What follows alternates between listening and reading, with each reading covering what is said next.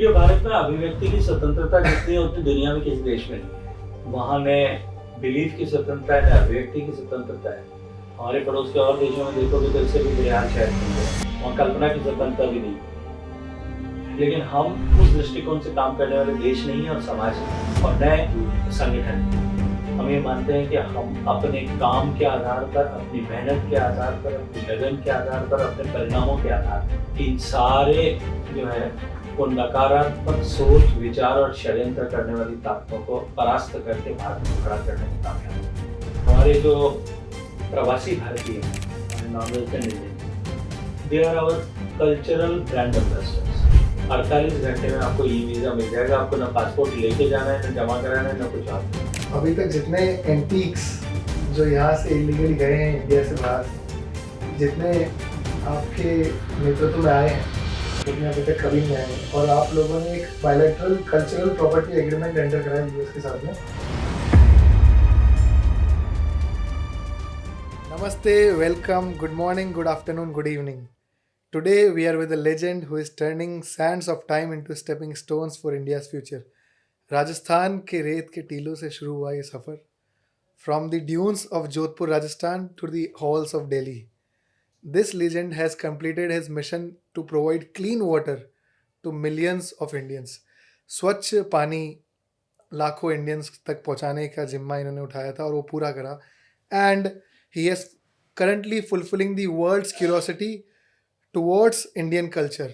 नमस्कार, आपके सब दर्शकों का और आपका बहुत सारा अभिनंदन. आप सबको सुप्रभात, आप सबको नमस्ते, आप सबको good morning, good evening. How are you, sir? एकदम अच्छा है. Okay. So we have with here Sir Gajendra Singh Shekhawat, who is 3 times MP, and every time he fights election, he makes some or the other record, or he is often referred to as by his close circle as Gajju Bana, and as the social media knows him, #GSS.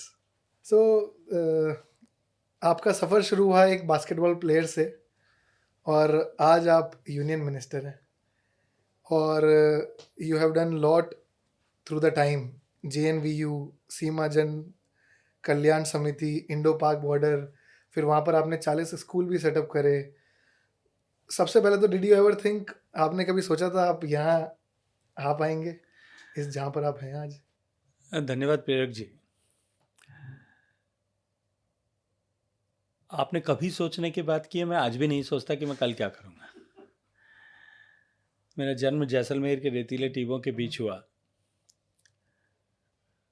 और वहाँ से लेकर के यात्रा चलते चलते अपने आप आज यहाँ तक पहुँची है. एक ऐसे अधिकारी का पुत्र होने के नाते जिसके पास ट्रांसफरेबल जॉब था, कोई फिक्स्ड घर नहीं था, हर दूसरे तीसरे साल घर बदलते रहते थे. लेकिन परिवार की संस्कृति, परिवार का परिवेश, परिवार के इथोस वो ऐसे थे कि उनके साथ में संस्कारों का निर्माण होता कि हम आगे बढ़ते गए. स्कूल पास करने के बाद में एक बार ऐसी परिस्थिति हुई कि जो मैंने तय किया था कि मुझे दिल्ली में कॉलेज की पढ़ाई करनी है, वो छोड़ करके मुझे वापस जोधपुर जाना पड़ा. जोधपुर जाने के बाद बास्केटबॉल का खिलाड़ी होने के नाते, कॉलेज का हिंदी का डिबेटर होने के नाते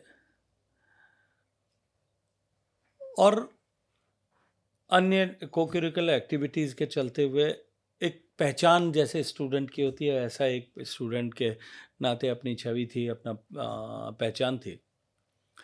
एकाएक जीवन में एक मोड़ आया. विद्यार्थी परिषद चुनाव के लिए कोई प्रत्याशी ढूंढ रहा था और मैं विद्यार्थी परिषद के लिए उस बॉक्स में फिट इन होने वाला सबसे अच्छा प्रत्याशी था.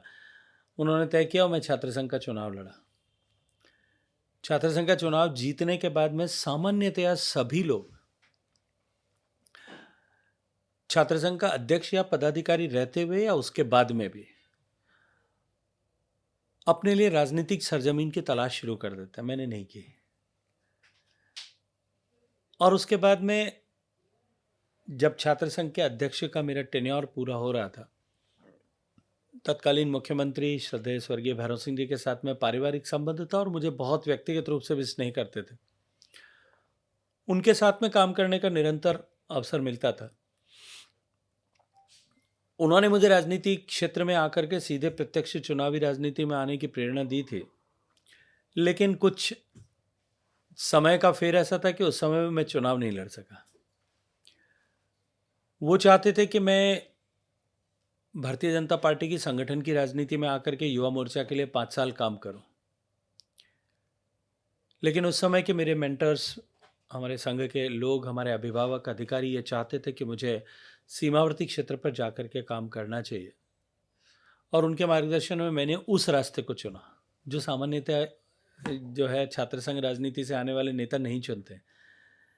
लेकिन क्योंकि संगठन का आदेश सर्वोपरि और संगठन ही आपके लिए निर्णय करने का अधिकारी है, ये सीख संगठन ने दी थी और परिवार ने भी दी थी। उसके चलते हुए जो संगठन में अधिकारियों ने, मेंटर्स ने जो तय किया, उसके अनुरूप बॉर्डर पर काम करना स्वीकार किया। ये जो 40 स्कूल बनाए या छात्रावास एस्टैब्लिश किए, ये बहुत छोटा पक्ष है उसका। सीमावर्ती क्षेत्र पर रहने वाला नागरिक, क्योंकि हमारा जो बॉर्डर का डिवीज़न है, देश का विभाजन है, यह अननेचुरल डिवाइड था अंग्रेज़ों के कुत्सित षड्यंत्र के कारण से और तत्कालीन भारतीय नेतृत्व की अकुशलता के कारण से या अति महत्वाकांक्षा के कारण से देश बंट गया और एकाएक देश के बीच में विभाजन की दीवार खिंच गई। पश्चिमी राजस्थान में, जो देश की पाकिस्तान के साथ लगती हुई सीमा की सबसे बड़ा भूभाग जहाँ है, लगभग 1/3 से ज़्यादा,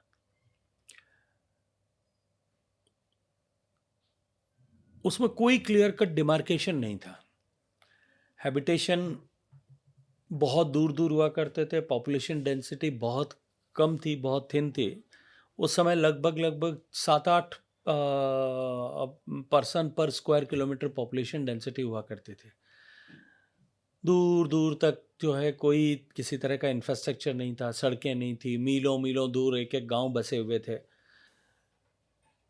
दोनों तरफ कमोबेश एक ही जैसी परिस्थिति थी। लोगों का सामान्य रूप से आना जाना आज़ादी के बाद में भी अपने नाते रिश्तों को निभाने के लिए निरंतर चल रहा था। लेकिन 65 की लड़ाई, 71 की लड़ाई के बाद में परिस्थितियां बदली और जब प्रत्यक्ष युद्ध में भारत की वीर सेना के सामने पार नहीं पाया जा सकता, ये विश्वास पाकिस्तान के हुक्मरानों को हो गया, तब उन्होंने छद्म युद्ध भारत के खिलाफ छेड़ा, स्यूडो वॉर, आतंकवाद के रूप में। और उन सब गतिविधियों का केंद्र पश्चिमी राजस्थान बनने लगा, बिकॉज ऑफ जिस तरह की वहाँ पे जनसंख्या थी, जिस तरह का परिवेश था, जिस तरह की परिस्थिति थी और जिस तरह की डेमोग्राफी थी, उस सब के चलते हुए ऐसे में धीरे धीरे बाड़मेर, जैसलमेर, बीकानेर, ये पूरा अराष्ट्रीय गतिविधियों का केंद्र बन रहा था। और उस समय हमारे मेंटर्स ने यह तय किया, सीमा जन कल्याण समिति की स्थापना हुई और मुझे काम करने का सौभाग्य मिला। इसलिए केवल इतना नहीं था कि स्कूल बनाए या हॉस्टल्स बनाए, इसके अतिरिक्त भी बहुत सारी एक्टिविटीज़, बहुत सारे काम, अकाल के समय गायों के शिविर चलाने से लेकर के महिलाओं के को स्वरोजगारी बनाने के लिए, उनके स्वावलंबन के लिए काम करने से लेकर के युवा जो है वो यूनिफॉर्म फोर्सेस में जाएं, बॉर्डर का उनके लिए उनको तैयारी कराने से लेकर के, स्पोर्ट्स एक्टिविटी सेंटर्स चलाने से लेकर के, उससे कहीं आगे भी बहुत कुछ। देश का सीमावर्ती क्षेत्र पर रहने वाला सामान्य नागरिक इस कर्तव्य बोध के साथ में खड़ा रहे कि सीमा का नागरिक होने के नाते देश की सीमा की रक्षा की प्रत्यक्ष जिम्मेदारी और पहली जिम्मेदारी मेरी है। इसके लिए उनका जागरण करना, देश के सीमावर्ती क्षेत्र पर रहने वाले नागरिकों के और सीमा पर रहने वाले, सीमा चौकियों पर रहने वाले जो है सेनानियों के बीच में सहज संबंध, मधुर संबंध बना रहे, इसकी व्यवस्था और चिंता करना। देश के हर सीमा पर खड़े हुए हर सैनिक के मन में इस बात का विश्वास रहे कि मेरे पीछे पूरा देश खड़ा है, ऐसा माहौल पैदा करना, उसमें ये भरोसा जागृत करना। इन सब गतिविधियों पर सीमा जन कल्याण समिति में मैं लगातार काम करता रहा। राजस्थान में काम किया, गुजरात में काम किया, पंजाब में काम किया, देश के अन्य प्रांतों में भी काम किया। और एकाएक फिर भूमिका बदली। जैसा आपने कहा कि आपने क्या प्लान किया है, कैसे जर्नी हुई, एकाएक फिर भूमिका बदली। मेंटर्स ने बुला करके कहा कि अब तुमको प्रत्यक्ष चुनाव की राजनीति में जाना है। और आपको आश्चर्य होगा कि छात्र संघ की राजनीति समाप्त होने का समय समाप्त होने से लेकर के प्रत्यक्ष राजनीति के चुनाव राजनीति में आने तक, यानी 2014 तक, मार्च 2014 तक, मैं कभी भारतीय जनता पार्टी के दफ्तर में नहीं गया था। दूसरी जगह नहीं, जोधपुर में भी नहीं गया था, भारतीय जनता पार्टी के किसी कार्यक्रम में नहीं गया था, प्राथमिक सदस्यता भी नहीं ली थी। लेकिन संगठन ने तय किया, मैंने थोड़ा रजिस्ट भी किया कि अब मेरे पास ना टीम है, ना मेरी इच्छा है, ना मेरे पास में कोई ऐसे इस तरह की अभी एकदम से काम करने की योजना है। लेकिन संगठन का निर्देश, आदेश सर्वोपरि, उन्होंने तय किया। मैंने चुनाव राजनीति में आना स्वीकार किया, चुनाव लड़ा, लोकसभा का चुनाव लड़े 2014 में।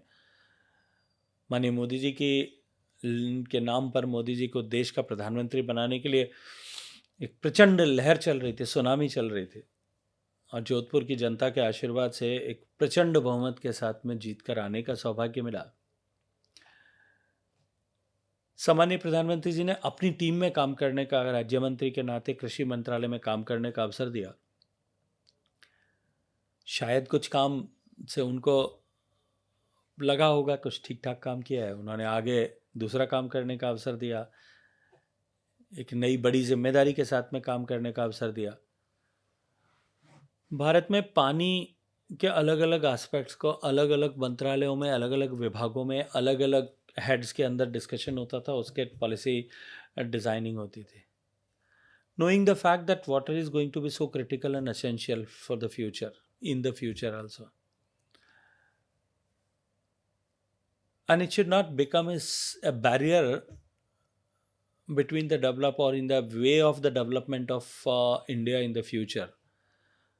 उन्होंने इंटीग्रेट किए सारे विभागों को, और मैं तो सौभाग्यशाली मानता हूँ अपने आप को। प्रधानमंत्री जी का हृदय से आभार ज्ञापित करता हूँ कि उस नए बनाए हुए ऐसे विशाल मंत्रालय में मुझे काम करने का अवसर दिया।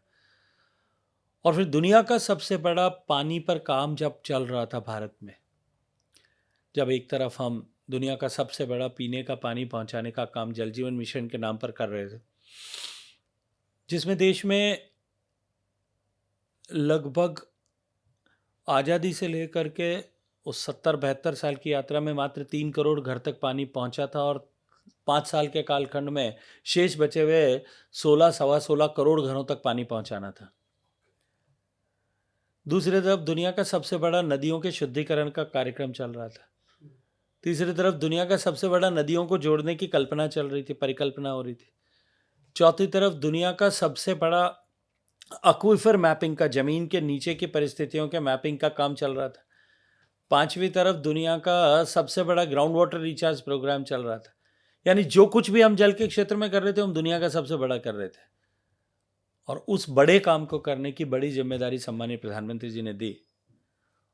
और मैं ये कहूँगा कि अगर मैं झांक करके देखता हूँ तो कहीं हद तक हम बहुत सफलता के साथ में उसको पूरा कर पाए। हालांकि ये मानता हूँ मैं कि कभी व्यक्ति को इस बात का गर्व नहीं करना चाहिए कि उन्होंने बहुत सफलता प्राप्त की है। शायद कुछ और अच्छा करने की गुंजाइश थी, और अच्छा किया जा सकता था, और कुछ भी किया जा सकेगा भविष्य में, आने वाले लोग और कुछ अच्छा करेंगे। लेकिन मुझे अवसर मिला, फिर पार्टी के शीर्ष नेतृत्व ने, राजस्थान भारतीय जनता पार्टी के नेतृत्व ने एक बार फिर भरोसा किया। 2019 में फिर चुनाव लड़ने का अवसर दिया। जोधपुर की जनता ने फिर से नया आशीर्वाद दिया, एक बार फिर लगातार तीसरी बार, और एक बड़े बहुमत के साथ में जीतने का सौभाग्यपूर्ण अवसर दिया। और सम्मानीय प्रधानमंत्री जी ने भी एक बार फिर भारत के लिए सबसे प्रासंगिक विषय, एक तरफ जहां Bharat economically global power house बन रहा है, और दूसरी तरफ जहां भारत कल्चरल प्रोग्रेस के आधार पर दुनिया का जो है वो सम्मान अर्जित करने का अधिकारी बन रहा है, तब इन दोनों मंत्रालयों का एक साथ काम करने की जिम्मेदारी प्रधानमंत्री जी ने दी। मैं मानता हूं कि मेरे लिए अत्यंत अत्यंत अत्यंत सौभाग्य का विषय। Amazing amazing. अच्छा, तो जैसा कि आपने बताया जब आप बॉर्डर पर काम कर रहे थे, हाउ ओल्ड वर यू, क्या उम्र थी आपकी? जब मैंने बॉर्डर पे काम करना शुरू किया था तो मेरी उम्र 25 साल के आसपास होगी, 25-26 साल के बीच में। तब से लेकर के और लगातार जब यहाँ आए 46 साल की उम्र में, तब तक 20 साल तक वही काम कर रहे थे। अच्छा, ओके। तो जैसे जैसे बॉर्डर पर आपने काफ़ी जासूसी गतिविधियां रोकी, जो एस्पियोनाज एक्टिविटीज़ होती थी, तो जबकि जैसलमेर वाली बॉर्डर पर फ्री मूवमेंट रिजेम भी नहीं है, मतलब people cannot cross borders, but still वहाँ पर कम्युनिटीज़ ऐसी हैं जैसे सोदा राजपूत हैं जो क्रॉस बॉर्डर शादियाँ करते हैं। बहुत सी कम्युनिटीज़ हैं जो शादियाँ करते हैं, जिनके नेटवर्क्स हैं, जिनकी फैमिलीज़ हैं, जिनके रिश्तेदार हैं। तो आपने उसको बुलेट प्रूफ कैसे करा जितने इतने इजी वीक लिंक में? देखिए पहले परिस्थितियाँ ऐसी नहीं थी जैसी आज हैं। ये बॉर्डर पे फेंसिंग जो आप देख रहे हो ये नहीं थी। अच्छा। पूरा बॉर्डर खुला था और कोई डिमार्केशन नहीं था कि बॉर्डर कहाँ है। धीरे धीरे कालांतर में 1971 की लड़ाई के बाद में पहली बार बॉर्डर सिक्योरिटी फोर्स पहुंची थी। बॉर्डर सिक्योरिटी फोर्स जब खड़ी हो रही थी तब शुरुआत में बॉर्डर की पोस्ट के बीच में 60-60, 70-70 किलोमीटर के डिस्टेंसेज हुआ करते थे। उनके बीच में कोई कम्युनिकेशन सिस्टम नहीं था। ऊंट पे बैठ करके गाए बगाए वो कभी सर्विलांस करते थे, एक चौकी से दूसरी चौकी तक जाते थे। धीरे धीरे 90 के दशक 90 का दशक आते आते वो जो सीमा है उनके बीच की दूरियां घट करके 40 किलोमीटर के आसपास हो गई थी। जब हम लोग काम कर रहे थे, राजीव गांधी जी प्रधानमंत्री थे, तब उनको आग्रह किया था और उन्होंने 1-1.5 घंटे का समय हम संगठन को बात करने का दिया था। उनको इस बात के लिए कन्विंस किया था कि ये बॉर्डर की चौकियों के बीच की दूरी घटाई जानी चाहिए और जो है बॉर्डर की फेंसिंग बननी चाहिए। उसके बाद में डिस्टेंसेस कम हुई और उसके बाद में जो है बॉर्डर पे फेंसिंग भी शुरू हुई। लेकिन जैसा मैंने कहा कि क्योंकि पहले अननेचुरल डिवाइड हुआ था, डिवीजन से पहले दोनों देश एक थे। अब पड़ोस के गांव में जो आज सीमा के उस पार है, उस समय तो देश का हिस्सा था। हर जाति समाज के लोग, किसी की बेटी वहां ब्याही थी, किसी की पत्नी उधर से आई थी, किसी की बहन वहां ब्याही थी, किसी की माँ वहां से आई थी, किसी की चाची वहां से आई थी। हर एक का रिश्ता था उधर और हर जाति समाज का रिश्ता था और सभी जाति समाज के लोग वहां रहते थे। लेकिन एकाएक बीच में दीवार खिंच गई और पहले वो दीवार इतनी प्रभावी नहीं थी, लेकिन बाद में वो दीवार प्रभावी होने लगी। आज भी वो रिश्ते कायम है लोगों के। आज लोगों को वैध रास्ते से जाना पड़ता है, पहले लोग सहजता के साथ में आते जाते थे। लेकिन ये जो पूरा ट्रैक है, ये track culturally traditionally silk route का एक हिस्सा हुआ करता था। भारत के इस पश्चिमी हिस्से के लिए, विशेषकर मारवाड़ स्टेट के लिए, जोधपुर राज्य के लिए, Karachi used to be the nearest बंदरगाह, क्योंकि उससे बाद में तो बंदरगाह बम्बई में था और कराची हमारे लिए ट्रेड का सबसे नज़दीक जो है केंद्र हुआ करता था। और जोधपुर स्टेट की, मारवाड़ स्टेट की रेल अप टू कराची जाती और आती थी। अप टू कराची के बीच में जोधपुर की रेल आज़ादी से पहले भी चलती थी। तो लोगों के लिए सेंट्रल एशिया के साथ में व्यापार और दूसरे देश के अन्य, दुनिया के अन्य हिस्सों के साथ में व्यापार का रास्ता यही हुआ करता था।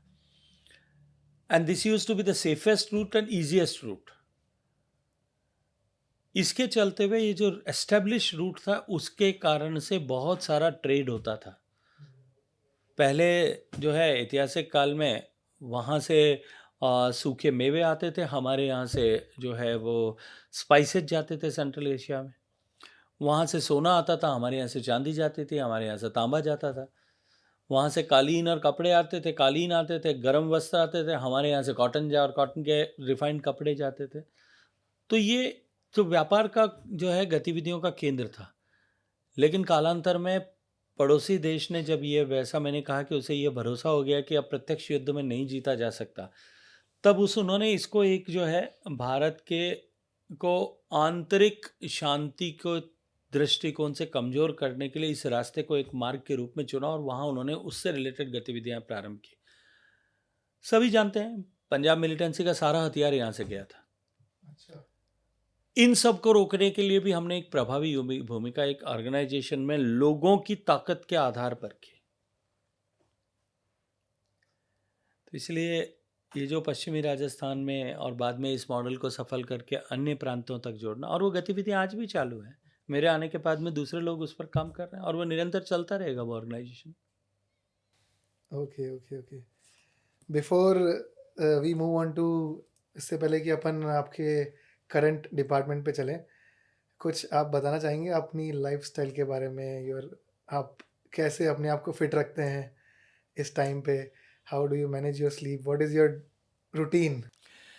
देखिए, जब मैं स्टूडेंट लीडर था और बाद में जब मैं ऑर्गेनाइजेशन के लिए काम करता था, तब से ट्रैवल मेरी ज़िंदगी का हिस्सा हो गया, मेरे साथ में जुड़ गया है। और मैं अगर पीछे घूम करके देखता हूँ, पिछले 35 साल तक अगर मैं देखता हूँ, तो लगभग कुछ समय कल को छोड़ दूँ मैं, तो लगभग साल में 300 से 350 दिन ट्रैवल करना मेरी ज़िंदगी का हिस्सा रहा है। अच्छा। पहले बॉर्डर एरिया एक्टिविटीज़ के कारण से, व्यापार व्यवसाय के कारण से, और इसके अतिरिक्त मुझे क्योंकि घूमने और ड्राइविंग दोनों का शौक था, तो मैंने, मेरी पत्नी और मेरे बच्चों ने पूरा हिंदुस्तान ड्राइव करके ट्रैवल किया है। तो क्योंकि घूमना मेरे जीवन का हिस्सा था, तो उसी के साथ साथ में अपने सारे जीवन को, एक्टिविटीज़ को उसके साथ में अलाइन किया था।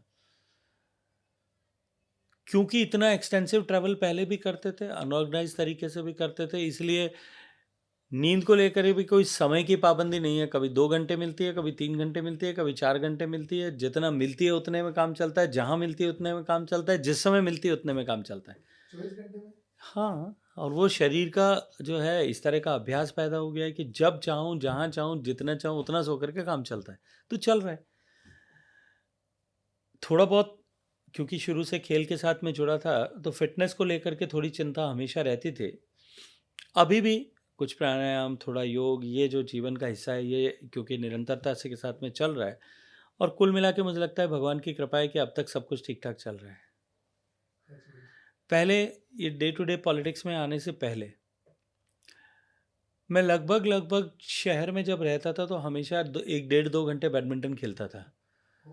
यहाँ आने के बाद में भी जब कभी भी समय मिलता था खेलता था, लेकिन अभी पिछले कुछ दिन सालों से तो मुझे लगता है कि वो भी, उस पर भी विराम लग गया है। तो अपने आप को फिट रखने के लिए भोजन पर नियंत्रण रखना और थोड़ा बहुत फिजिकल एक्सरसाइज जब समय मिले तब करना, ये दोनों ही मुझे लगता है कि आधार हैं इसके। ओके। और इतने व्यस्त प्रोग्राम में जब आप इतना ट्रैवल करते हैं, how do you stay connected with your family, हाँ, everyone around the family? Because what जो मैंने सुना है, you are connected with each and every last person of your extended family. तो वो कैसे मैनेज करते हो? How do you keep everyone together, surrounded with you in नज़र में? देखिए, मुझे लगता है कि I am so blessed that way. मैं कनेक्टेड नहीं हूँ, वो सब मुझे कनेक्टेड रखते हैं। And that for that I all credit and credentials are of with my immediate family, my wife and my kids. मुझे लगता है कि ये बॉन्ड बना रहे परिवार में, मेरे माता पिता के परिवार में, मैं क्योंकि मुझे 4 बहनें हैं, उनके परिवार के साथ, उनके बच्चों के साथ में, उनसे आगे जो है मेरी कज़न्स हैं 2, उनके परिवार के साथ में, और उससे आगे भी एक्सटेंडेड फैमिली के साथ में ये बना रहे। इसमें मेरे से ज़्यादा भूमिका मुझे लगता है कि मेरी पत्नी और मेरे बच्चे निभाते हैं।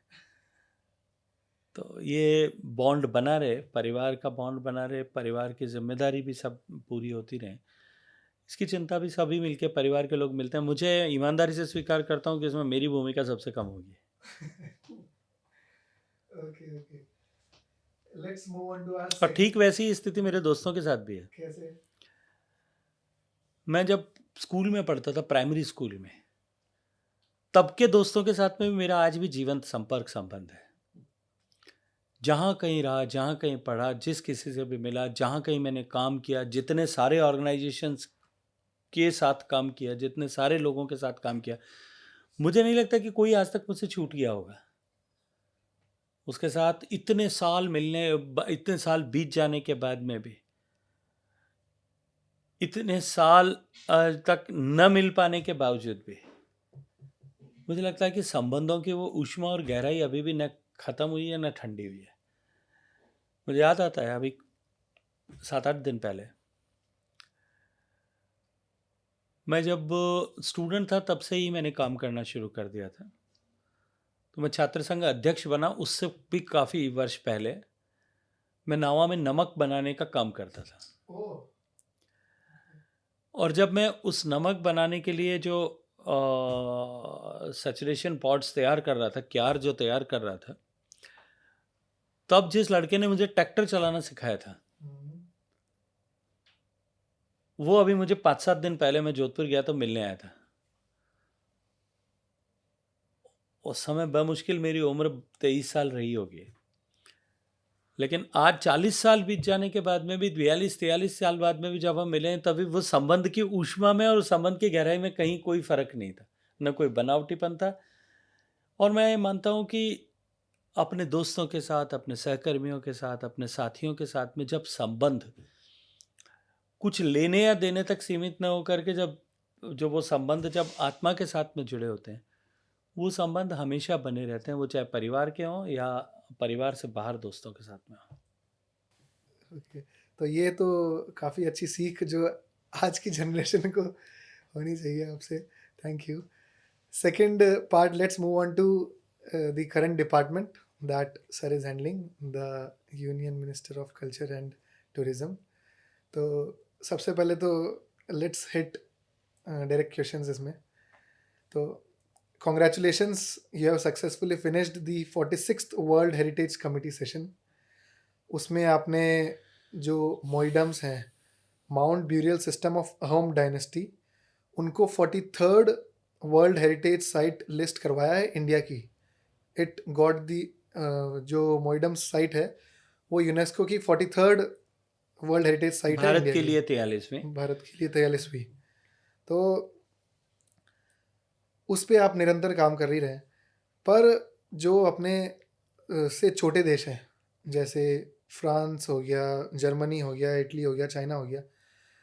जर्मनी की 51 यूनेस्को वर्ल्ड हेरिटेज साइट्स हैं, इटली की 58 है, चाइना की 56 है। तो जबकि इन सब देशों की टोटल पॉपुलेशन मिला दें, इन सब की टोटल हिस्ट्री के साल मिला दें, तो भी इंडिया से कम ही रहेंगे। तो उस रास्ते पे अपन क्या प्रोग्रेस कर रहे हैं, आप लोग कैसे एड्रेस कर रहे हैं उसको? देखिए, वर्ल्ड हेरिटेज कमेटी की जो मीटिंग हिंदुस्तान में हुई, भारत में पहली बार ये सौभाग्यपूर्ण अवसर आया था।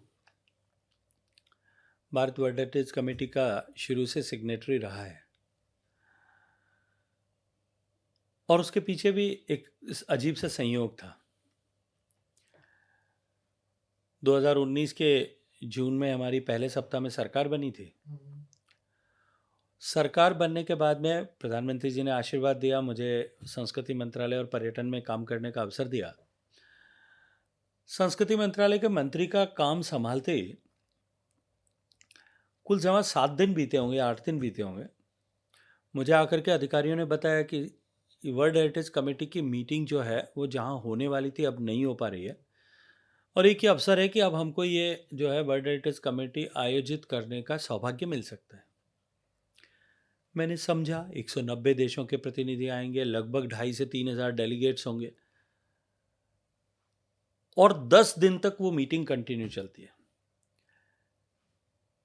एकाएक दिमाग में आया कैसे इतने बड़े आयोजन को कर पाएंगे, लेकिन क्योंकि प्रधानमंत्री जी के नेतृत्व में जिस तरह से G20 प्रेसिडेंसी भारत के समय में काम हुआ था, उस समय जो इंफ्रास्ट्रक्चर बिल्डअप हुआ था, हमने कहा कि इंफ्रास्ट्रक्चर जो उस समय का रेडी है, अगर वो मिलता है तो हम आसानी से इसको कर सकते हैं।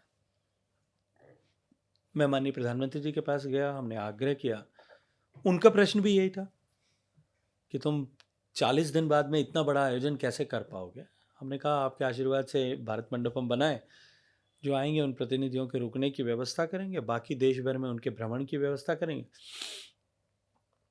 प्रधानमंत्री जी ने आशीर्वाद दिया, उन्होंने कहा कि ठीक है जाओ करो, और उनके आशीर्वाद से उनका बनाया हुआ इंफ्रास्ट्रक्चर क्योंकि रेडीली अवेलेबल था भारत मंडपम में, हमने बैठक का आगाज किया। G20 की किसी भी एक मीटिंग से बड़ा आयोजन था वो। किसी भी कोई G20 की इंडिविजुअल मीटिंग उतनी बड़ी नहीं थी, क्योंकि एक तो 10 दिन तक चलने वाली थी, 165 देशों के प्रतिनिधि उसमें थे, और अलग अलग स्तर के प्रतिनिधि उसमें रहने वाले थे। लेकिन मैं ये मानता हूं कि शायद जितने देशों के प्रतिनिधि आए थे उनके लिए वो अनूठा, अद्भुत और अविस्मरणीय, अकल्पनीय अनुभव था। दे कुड नेवर इमेजिन कि ऐसा हॉस्पिटैलिटी किसी देश में हो सकती है। केवल उसका आयोजन नहीं किया, भारत की संस्कृति उनको एक जगह पर दिखाई दे। पर्यटन मंत्रालय के सहयोग से एक एग्जीबिशन ऐसा किया था जिसमें भारत का क्राफ्ट, भारत की कल्चर और भारत का क्यूजीन, ये तीनों उस 11 दिन के समय में सबको प्रत्यक्ष रूप से देखने को मिले। 11 ही दिन तक भारत के विभिन्न प्रांतों के भोजन, ऑथेंटिक भोजन उनके वहाँ के लोकल लोगों ने बना करके उन सबको ब्रेकफास्ट, लंच और डिनर में अलग अलग सर्व किए थे। भारत की डिफरेंट जो बड़ी डाइवर्सिटी है, हर राज्य की अपनी क्राफ्ट कल्चर है, उसको वहाँ डिपिक्ट किया था। उसका लाइव डेमोन्स्ट्रेशन भी हो रहा था और वो वहाँ खरीद भी सकते थे, उसको एक्सपीरियंस भी कर सकते थे।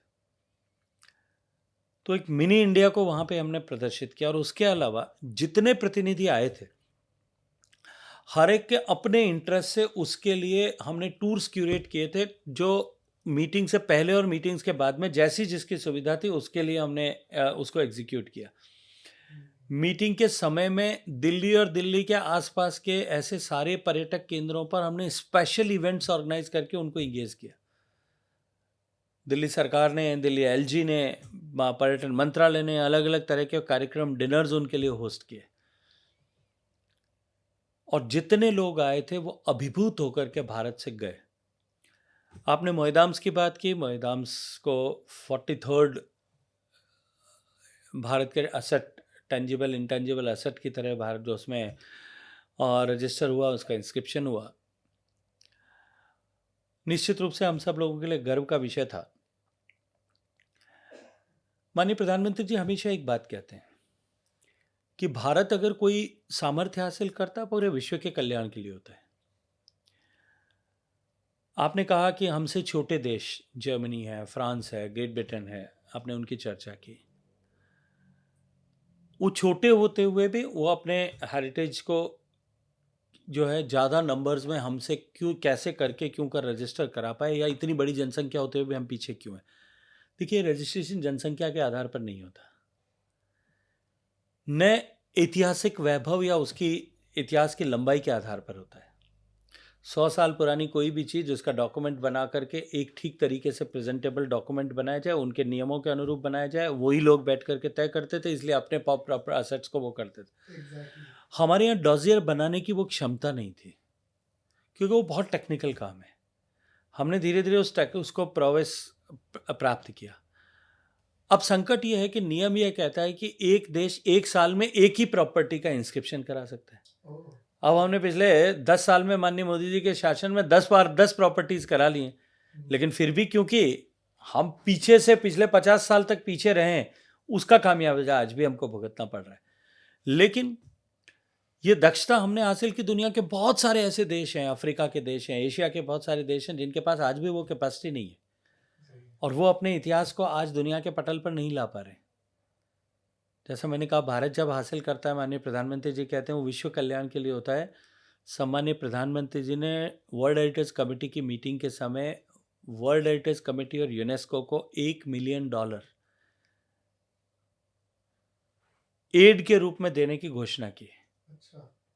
और वो पैसा ऐसे देश जिनके पास में ये डॉजियर्स बनाने की कैपेसिटी नहीं है, उनकी कैपेसिटी बिल्डिंग के लिए उनको भारत में ला करके और उनका जो है उनकी एक क्षमता संवर्धन के लिए खर्च किया जाएगा। इसलिए वो मेरे लिए विषय केवल एक मीटिंग आयोजित नहीं करना था, केवल एक इंस्क्रिप्शन नहीं था। मेरे लिए वो एक पूरा होलिस्टिक आयोजन था जिसको हम सुगमता के साथ में पूरा करा पाए। ओके, तो आशा करते हैं कि वर्ल्ड इंटेंजिबल कल्चरल हिस्ट्री में और यूनेस्को वर्ल्ड हेरिटेज साइट में भारत के और मॉन्यूमेंट्स वगैरह। देखिए, आपने जैसे चर्चा की और आएंगे, एक टेंटेटिव लिस्ट होती है। हर देश अपने यहाँ से एक जो है टेंटेटिव ऐसे डॉजियर्स बना के सबमिट कर सकता है। भारत के 56 डॉजियर्स ऑलरेडी सबमिटेड हैं। अगले 56 साल तक हर साल करेंगे तो भी होते रहेंगे, ऐसी व्यवस्था कर दी है। अच्छा, तो अब ये भगवान करे कभी ये निर्णय हो जाए कि एक की जगह 2 भी कर सकते हैं। अभी एक अपॉर्चुनिटी विंडो उसमें है कि मल्टीलैटरल अगर कोई एंट्री है कुछ देशों के बीच में अगर है, तो वो उस नंबर को इफेक्ट नहीं करती, वो कितनी भी की जा सकती है। अभी हम उन अपॉर्चुनिटीज़ को ग्रो कर रहे हैं, क्योंकि भारत के कल्चरल फुटप्रिंट केवल भारत की वर्तमान भौगोलिक सीमाओं तक नहीं है, उसके बाहर भी है, उससे परे भी है। भारत का कल्चरल फुटप्रिंट भारत के पुराने ज्ञान, वैभव, संपदा, विज्ञान, उन सब के चलते हुए जो लोग भारत में आए थे और जो प्रागैतिहासिक भारत का हिस्सा हुआ करते थे, उन सब देशों में है। भारत के कल्चरल फुटप्रिंट भारत से लेकर के पूरे बुद्ध धर्म को मानने वाले देशों में और सेंट्रल एशिया तक के सारे देशों में जो कभी भारत का हिस्सा हुआ करते थे उन सब जगह पर मिलते हैं। इसलिए उन सब के साथ में जो हमारी common cultural tangible intangible assets हैं उनको आइडेंटिफाई करके हम साथ जोड़ करके उनको हम इंस्क्रिप्ट कराएं, इसके लिए हम काम कर रहे हैं। जैसे मेहंदी लगाना है, ये विधा भारत से निकल करके दुनिया के बहुत सारे देशों में गई है। हालांकि आजकल तो वो टैटू बनाने की परंपरा आ गई है, मैं उसमें नहीं जाना चाहता, लेकिन मेहंदी लगाने का संस्कार जो भारत से निकल करके दुनिया के अन्य देशों तक गया, उसका इंस्क्रिप्शन में हम कॉमन सभी लोग मिल करके करें। भारत से जो दूर दराज के क्षेत्र में अंग्रेजों के समय में और उससे पहले और उसके बाद में जो लोग भारत से गए, भारत से जाने वाला लोग अपने साथ में आस्था के बिंदु के रूप में रामायण लेके गए थे, और दुनिया के अनेक देशों में आज भी रामायण का जो है रामलीला का मंचन होता है। कुछ सांस्कृतिक प्रभाव उस देश का हो गया होगा, लेकिन कॉमन रामलीला का मंचन बहुत सारे देशों में होता है। हम उनके बीच में एक कॉमन इस तरह का जो है ट्रेस ढूंढ करके उसको इंस्क्रिप्ट कराएं, इसके ऊपर हम अपने काम करना शुरू कर दें। Lovely, amazing. ठीक है, तो सो एएसआई के पास में एडिशनल रिसोर्सेज आप लोगों ने डिप्लॉय करे हैं अभी लेटेस्ट? देखिए, आर्कियोलॉजिकल सर्वे ऑफ इंडिया के पास में 3600 से ज़्यादा असेट्स हैं जिनके कंजर्वेशन पे एएसआई काम करती है, जिनके रख रखाव की जिम्मेदारी उसके पास है। निरंतर उसके ऊपर काम कर चलता है, लेकिन उसके साथ साथ में कुछ नए उत्खनन करने का, एक्सकेवेशन करने की जिम्मेदारी भी एएसआई के पास रहती है। सोर्सेज क्रंच न हो और हम अपनी ऐतिहासिक धरोहरों का ठीक से संरक्षण कर पाए, इसके निमित्त हमने जो है सरकार के बजटीय प्रावधानों के अतिरिक्त भी कुछ नए मार्ग निकाले, क्योंकि सीएसआर आज देश के कानून के हिसाब से कंपलसरी है। एक थ्रेशोल्ड लेवल के ऊपर अगर जिनका एनुअल प्रॉफिट्स हैं उनको अपना कुछ प्रतिशत सीएसआर के लिए देना होता है, कानूनी बाध्यता है। हमारे कॉरपोरेट हाउसेस और हमारे पब्लिक सेक्टर अंडरटेकिंग्स वो अपने पीए जो है सीएसआर का कुछ पैसा इस कंजर्वेशन एक्टिविटीज़ के लिए दें, इसके लिए एक नेशनल कल्चर फंड बनाए, और हमने एक स्कीम बनाई है अडॉप्ट ए हेरिटेज। कोई भी जो है कॉरपोरेट हाउस कुछ हाउसेस मिल करके या एक हाउस मल्टीप्लाई नंबर में मल्टीपल नंबर्स में ऐसे जो है मॉन्यूमेंट्स को वो अडॉप्ट कर ले, उनके रख रखाव की जिम्मेदारी उठाए। इस दिशा में हम काम कर रहे हैं, और मैं ये मानता हूँ कि आने वाले समय में ये बहुत सक्सेसफुल मॉडल होने वाला है। This is a brilliant model, बहुत ही अमेजिंग। ठीक है, अब जैसे सोशल मीडिया बहुत यूज़ लेता हूँ मैं तो पर्सनली, तो I would like to tell you a personal incident कि there is this couple Laura and Nielsen. उन्होंने पूरी दुनिया घूम ली, उन्होंने, वो इंडिया है, उन्होंने अब एक लिस्ट बनाई that their favourite travel countries of the world, उसमें इंडिया उन्होंने टॉप पे डाला। तो एज सुन एज जैसे उन्होंने इंडिया टॉप पे डाला, तो there are lot of comments which is negative या फिर image warfare against India about non-Indians, by non-Indians, that on cleanliness and hygiene and safety। तो एक अलग सा ही वॉरफेयर चल रहा है आजकल इंडियंस के अगेंस्ट टूरिज्म के लिए। नहीं, मुझे जानकर के आश्चर्य होता है कि आप ये कह रहे हो कि केवल विदेशियों ने इस तरह के आलोचनात्मक युद्ध भारत के खिलाफ जोड़ा। भारत में भी बहुत सारे लोग हैं जो इस तरह की एक्टिविटीज़ में लगे हैं, लेकिन देखिए कुल मिलाकर के जनरल परसेप्शन भारत का, दुनिया का जो भारत के प्रति बना हुआ था वो बदल रहा है। माननीय प्रधानमंत्री नरेंद्र मोदी जी के नेतृत्व में देश ने जिस गति के साथ में प्रगति की है, the speed and the scale both, the world is amazed. पूरा विश्व चमत्कृत दृष्टि से भारत की तरफ देख रहा है। भारत ने जिस तरह से इस जियोपॉलिटिकल टर्बुलेंस के समय में भारत प्रथम या भारत के हितों के साथ समझौता न किए बिना काम करेंगे, इस नीति के साथ में जितना फर्मली काम किया, उसके कारण से भारत की इकोनॉमी जिस तरह से ग्रो हुई, निश्चित ही भारत की तरफ देखने का विश्व का नज़रिया बदल गया है। पहले भारत को भिखारियों का देश, गरीबों का देश, निर्धनों का देश, पुअर इंफ्रास्ट्रक्चर वाला देश, और सच भी था, न हमारे पास सड़कें थी, न हमारे गांवों तक बिजली ठीक से पहुंची थी, देश की 62% आबादी के पास में सामान्य शौचालय की सुविधा नहीं थी। देश के 84% लोगों के पास पीने का पानी घर तक साफ नहीं आता था। देश के करोड़ों लोगों के घर तक बिजली नहीं थी। देश के 12 करोड़ परिवारों के पास में गैस का चूल्हा नहीं था और देश के 45 करोड़ लोगों के पास में 50 करोड़ लोगों के पास बैंक का खाता नहीं था। देश के 60 करोड़ लोगों के पास में हेल्थ इंश्योरेंस नहीं था। लेकिन सम्मानीय प्रधानमंत्री जी ने 10 साल में ये जो सब दिया, उसके परिणाम स्वरूप भारत के प्रति देखने का नज़रिया दुनिया का बदल गया। आज किसी भी डोमेन में भारत जो भी इनिशिएटिव लेकर के काम कर रहा है वो दुनिया में सबसे बड़ा है, क्योंकि हमारी आबादी सबसे बड़ी है और हमने सबसे कम समय में उन लक्ष्यों को प्राप्त करने की दिशा में चुनौती लेकर के काम किया है।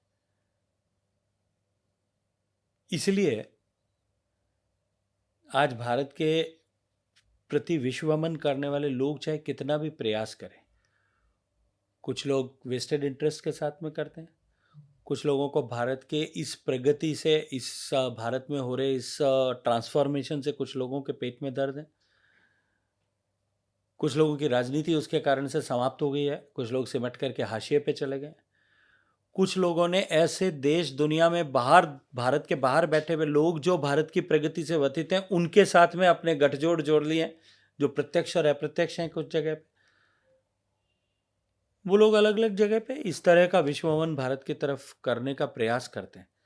लेकिन मैं ये मानता हूँ कि सच्चाई को जो है बहुत दिन तक छुपाया नहीं जा सकता, दबाया भी नहीं जा सकता, वो उद्घाटित होकर के रहती है।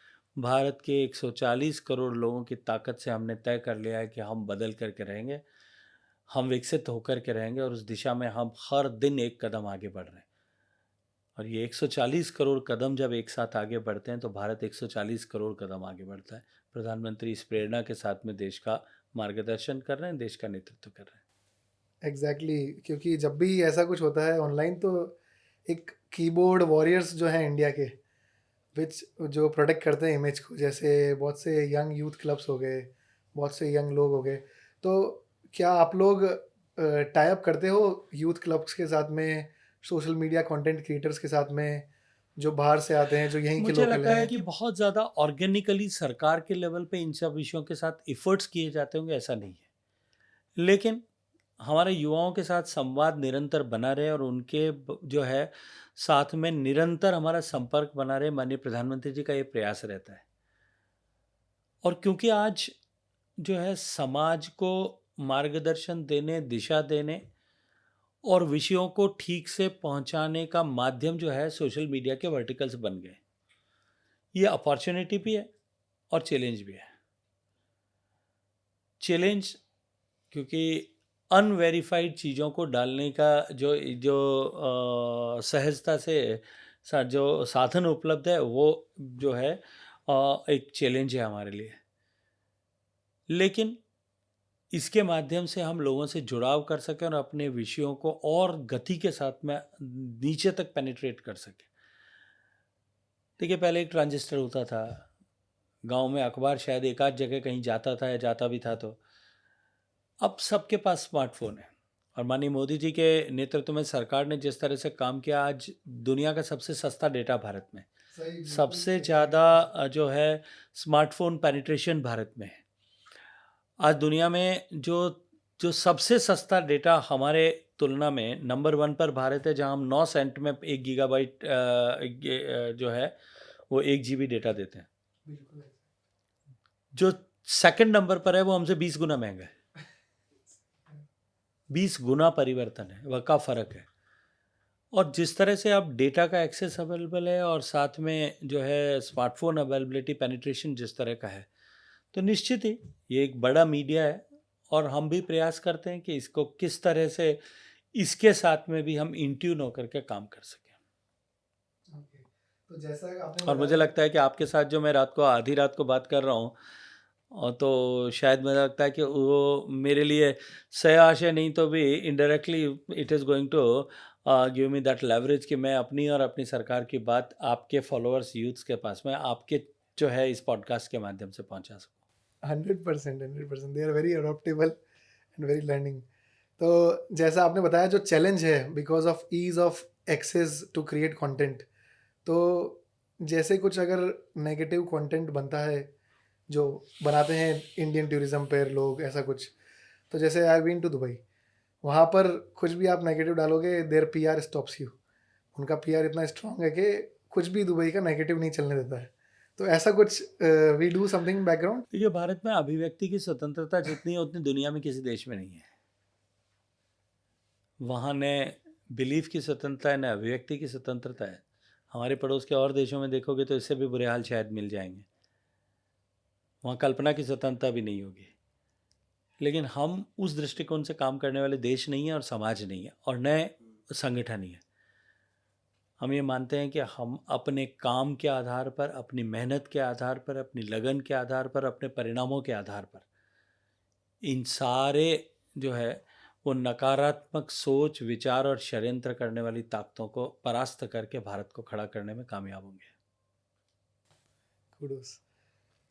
अच्छा, एक बहुत ही सुंदर कैंपेन चलाया था by the honourable prime minister, जिसमें आपके नेतृत्व में, जिसमें एनआरआईज को ब्रांड एम्बेसडर बनाया गया है। दैट आप लोग act as a brand ambassador, और इंडियन डायस्पोरा जितना भी है बाहर, वो परसू करें लोगों को to visit India, to come to India, चलो इंडिया समथिंग। देखिए, माननीय प्रधानमंत्री जी हमेशा ये कहते हैं कि हमारे जो प्रवासी भारतीय हैं, हमारे नॉन रेजिडेंट इंडियंस हैं, they are our cultural brand ambassadors. True, bridge builders. और निश्चित ही भारत का के प्रति एक परसेप्शन बनाने में उनकी बहुत बड़ी भूमिका है। प्रधानमंत्री जी ने उद्घोष किया और अपने डायस्पोरा से, जो एनआरआईज हमारे दुनिया में रहते हैं, उनसे आग्रह किया कि आप अपने प्रभाव क्षेत्र में, अपने कर्म क्षेत्र में, अपने परिवेश में रहने वाले कम से कम 5 लोगों को प्रेरित करके भारत आने के लिए जो है तैयार करें। और ऐसे लोग जिनको आपके सुझाव पर, मीन्स किसी भी प्रवासी के सुझाव पर, प्रवासी भारतीय के सुझाव पर, उसके आग्रह पर, उसके रिकमेंडेशन पर, उसके परसुएशन पर वो अगर भारत आने का वीज़ा अप्लाई करेगा, जिसका एक कोड, एक प्रोसीजर बना हुआ है, तो उसका वीज़ा फ़ी एग्जाम्प्ट हो जाएगी। और 1 लाख ऐसे वीज़ा ई ग्रेटिस देने की व्यवस्था हमने की है। लेकिन उसके साथ साथ में भारत दुनिया के उन गिने चुने 3-4 देशों में से एक है, जो 3-4 देश जिनके साथ में हमारे विशेष संबंध हैं हमारे पड़ोस में, उनको छोड़ दें तो बाकी सब देशों के नागरिकों को ऑनलाइन वीज़ा फैसिलिटी देता है। अब दुनिया के किसी भी कोने में बैठे हो, आपको भारत का वीज़ा चाहिए तो आपको सिर्फ इलेक्ट्रॉनिकली, डिजिटली वीज़ा एप्लीकेशन जो है वो हमारा वेबसाइट खोल करके उस पर अपलोड करनी है। 48 घंटे में आपको ई वीज़ा मिल जाएगा। आपको ना पासपोर्ट लेके जाना है, ना जमा कराना है, ना कुछ और करना है। घर बैठे वीज़ा आपको मिलेगा। और ये केवल टूरिस्ट का नहीं, आप बिजनेस वीज़ा पे आ रहे हैं और या आप जो है मेडिकल टूरिस्ट की तरह आ रहे हैं, वो सब तरह से आपको जो है उपलब्ध है। ओके। अच्छा, एक और बात की बधाई आपको कि अभी तक जितने एंटीक्स जो यहाँ से इलीगली गए हैं इंडिया से बाहर, जितने आपके नेतृत्व में आए हैं, उतने अभी तक कभी नहीं आए हैं। और आप लोगों ने एक bilateral cultural property agreement enter कराया यूएस के साथ में, जिसमें 297 एंटीक्स आप लोग लाए हैं वहाँ पे। देखिए, भारत से बहुत सारी धरोहर अवैध तरीके से भारत से बाहर गई, लेकिन क्योंकि नरेंद्र मोदी जी से पहले एक छोटा सा कालखंड माननीय वाजपेयी जी या माननीय चंद्रशेखर जी का छोड़ दूं, जिन लोगों की सरकार दिल्ली में रही, चाहे प्रत्यक्ष या अप्रत्यक्ष रूप से, क्योंकि बीच के 10 साल तक सरकार किसी और की थी और कंट्रोल किसी और का था, उन हुक्मरानों का भारत की विरासत के प्रति उनके मन में, दिल में और दिमाग में कोई गर्व नहीं था, जुड़ाव नहीं था। इसलिए उन्होंने भारत से गई ऐसी किसी संपदा को वापस लाया जा सकता है, इस पर कभी प्रयास नहीं किए। आज़ादी के बाद में जब 62 में ये इंटरनेशनल कन्वेंशन हुआ, तब से लेकर के और नरेंद्र मोदी जी प्रधानमंत्री बने तब तक कुल 13 ऐसे एंटिक्विटीज़ थी जो लौट करके भारत आई थी, और वो आज आंकड़ा 600 से पार हो गया है। और अगर इसमें किसी एक व्यक्ति को अगर पूरा श्रेय मिलना चाहिए तो वो देश के प्रधानमंत्री नरेंद्र मोदी जी को मिलना चाहिए। अब कल्पना करिए, वो कहीं घूमते हुए विदेश टूर में उन्होंने कहीं एक मूर्ति देखी, मूर्ति देखते ही उन्होंने कहा लगा कि ये भारत के अलावा कहीं की नहीं हो सकती। उन्होंने उसका पॉइंट ऑफ ऑरिजिन ट्रेस करवाना शुरू किया, वहाँ पता लगा कि ये मूर्ति कहाँ से आई थी, तो पता लगा कि अमुक देश से आई थी। उस देश में पता किया कहाँ से आई थी, तो उस जो है ट्रेडर से खरीदी गई थी। उसका पता किया कहाँ से आई थी, तो का पता लगा वो काशी विश्वनाथ के मंदिर से चोरी होकर के 40 साल पहले गई थी। और वो आज वापस काशी विश्वनाथ के मंदिर में माँ अन्नपूर्णा की मूर्ति स्थापित है। देश के एक नागरिक ऐसे घूमते घूमते एक जगह पर एक मूर्ति देखती है और वो कहती है, ये तो मैंने 2010 में बोधगया में देखी थी। और भारत सरकार माननीय प्रधानमंत्री जी के नेतृत्व में उसको सुप्रीम लेवल पर बातचीत करती है, वापस लाती है और वापस वो बोधगया पहुंचती है। ये जो पर्सनलाइज एफर्ट्स माननीय प्रधानमंत्री जी ने किए, और इसके अतिरिक्त भारत की जो ताकत बढ़ी अपने व्यक्तिगत संबंधों के और कुशलता के आधार पर, जिस तरह से उन्होंने देशों के साथ में अपनी मित्रता कूटनीतिक स्तर पर राष्ट्राध्यक्षों से स्थापित की, उसके चलते हुए आज जो है ये एंटिक्विटी जिस तरह से भारत में आई है, शीघ्र ये आंकड़ा 4 डिजिट तक पहुंच जाएगा। हमने कल्चरल प्रॉपर्टी एक्सचेंज एग्रीमेंट जो है CPA साइन किया अमेरिका के साथ में, निश्चित ही उससे भी बहुत बड़ा लाभ होगा, क्योंकि अमेरिका इसका सबसे बड़ा बाजार है। वैध अवैध तरीके से गई हुई ऐसी सारी चीज़ों का मार्केट अगर दुनिया में सबसे बड़ा कहीं है तो अमेरिका में है। अमेरिका से कोई भी इस तरह की कल्चरल प्रॉपर्टीज़ को वापस लाना मल्टीपल एजेंसीज के साथ में डील करना पड़ता था, बहुत समय लगता था, प्रोवनेंस प्रूव करने के बाद में भी वर्षों तक उसके लिए संघर्ष करना पड़ता था, क्लियरेंसेस लेनी पड़ती थी। ये होने के कारण से वो एंगेजमेंट बहुत आसानी से हो जाता है, वो ऑब्लिगेशंस बहुत आसानी से पूरे हो जाते हैं, बहुत कम समय में हो जाते हैं। इसलिए हम बहुत तेज़ गति के साथ में इन प्रॉपर्टीज़ को लाने में कामयाब हो रहे हैं। कॉन्ग्रेचुलेशंस। अच्छा, इस पर जो लॉ है, the law of antiques and art treasure act 1972, उसमें मैक्स पेनल्टी जो है हेरिटेज थेफ्ट की, इट इज़ 6 years। तो अगर अपन और भी कुछ जोड़ लें, उसको ज़्यादा से ज़्यादा करवा दें jail time. But then there is incident that mister Subhash Kapoor, जिन्होंने antiques worth million illegally traffic करे थे, he got jail time of 7 years। तो जो सेक्शन 25 और 27 जो अपने हैं, can they be more, are you guys looking at them कि उसको कैसे और कड़क कर सकें? मुझे लगता है कि सिर्फ कानूनों को और अधिक कड़ा करने से, सजाओं का दायरा बढ़ाने से जो है हमारी एंटिक्विटी जाएं, ऐसा नहीं होगा। वो हम रोक नहीं पाएंगे। कुछ प्रभाव हो सकता है, लेकिन मैं ये मानता हूँ कि इसके प्रति जागरूकता जिस तरह से अब समाज की बढ़ी है, देखिए माननीय मोदी जी के नेतृत्व में सरकार बनने से पहले भारत के लोग ही भारत के ऊपर चीज़ों पर गर्व नहीं कर रहे थे। जब हम अपनी विरासत पर गर्व नहीं करेंगे तो उसके संरक्षण के लिए कौन काम करेगा? लेकिन आज वो परिस्थिति नहीं है। आज आपकी पीढ़ी के लोग इतने जागरूक हैं, डिजिटल एविडेंसेस इतने हैं कि अब भारत से निकल करके कुछ बाहर जाएगा अगर, तो भी किसी भी मार्केट में जाएगा तो वो निश्चित रूप से हमारी जानकारी में आता है, और जो जानकारी में आएगा तो उसको हम वापस भारत में लाने में सफल होंगे। ये हमारा कमिटमेंट है। सही है, ओके। अच्छा, 2013 में C&AG ने जो उसकी रिपोर्ट थी that out of 6 million antiquities, only 1.7 million are systematically catalogued. Although law तो ये कहता है कि सब कंपलसरी होने चाहिए। So are you doing about something about it? देखिए, ये कंपलसरी होना चाहिए, ये थोड़ा मुझे लगता है कि ग्रे है। ओके, ऑप्शनल है, आप अपना रजिस्टर कराएं, क्योंकि 100 साल से पुरानी, हमारे यहाँ भारत में अपनी पुरानी चीज़ों को परिवार में सहेज के रखने की बड़ी परंपरा रही है। अनेक घरों में अनेक ऐसी चीज़ें मिलेंगी जो आज 100 साल जिसकी उम्र हो गई है वो एंटिक्विटी बन गई है। आज अगर मैं केवल पुस्तकों की बात करूं तो भारत में मैन्यूस्क्रिप्ट्स जो हैं वो करोड़ों की संख्या में ऐसी मैन्यूस्क्रिप्ट्स हैं जिनकी आयु 2 से 3 हज़ार साल तक है। जो मंदिरों में, मठों में, प्राइवेट ट्रस्ट के पास में, प्राइवेट कलेक्टर्स के पास में, फैमिली ट्रस्ट के पास में, परंपरागत रूप से जो है पोथी रखने वाले लोगों के पास में, ओरिएंटल रिसर्च इंस्टीट्यूट्स के पास में, विश्वविद्यालयों के पास में, स्टेट आर्काइव्स में और नेशनल आर्काइव्स में करोड़ों की संख्या में है। ये तो सिर्फ पुस्तकों के विषय है। इसके अतिरिक्त हमारे मंदिरों में, हमारे मठों में इतनी सारी संपदा पड़ी है। उन सब का रजिस्ट्रेशन करा करके और हम कोई बहुत बड़ा जो है तीर मार लेंगे, ऐसा नहीं होगा।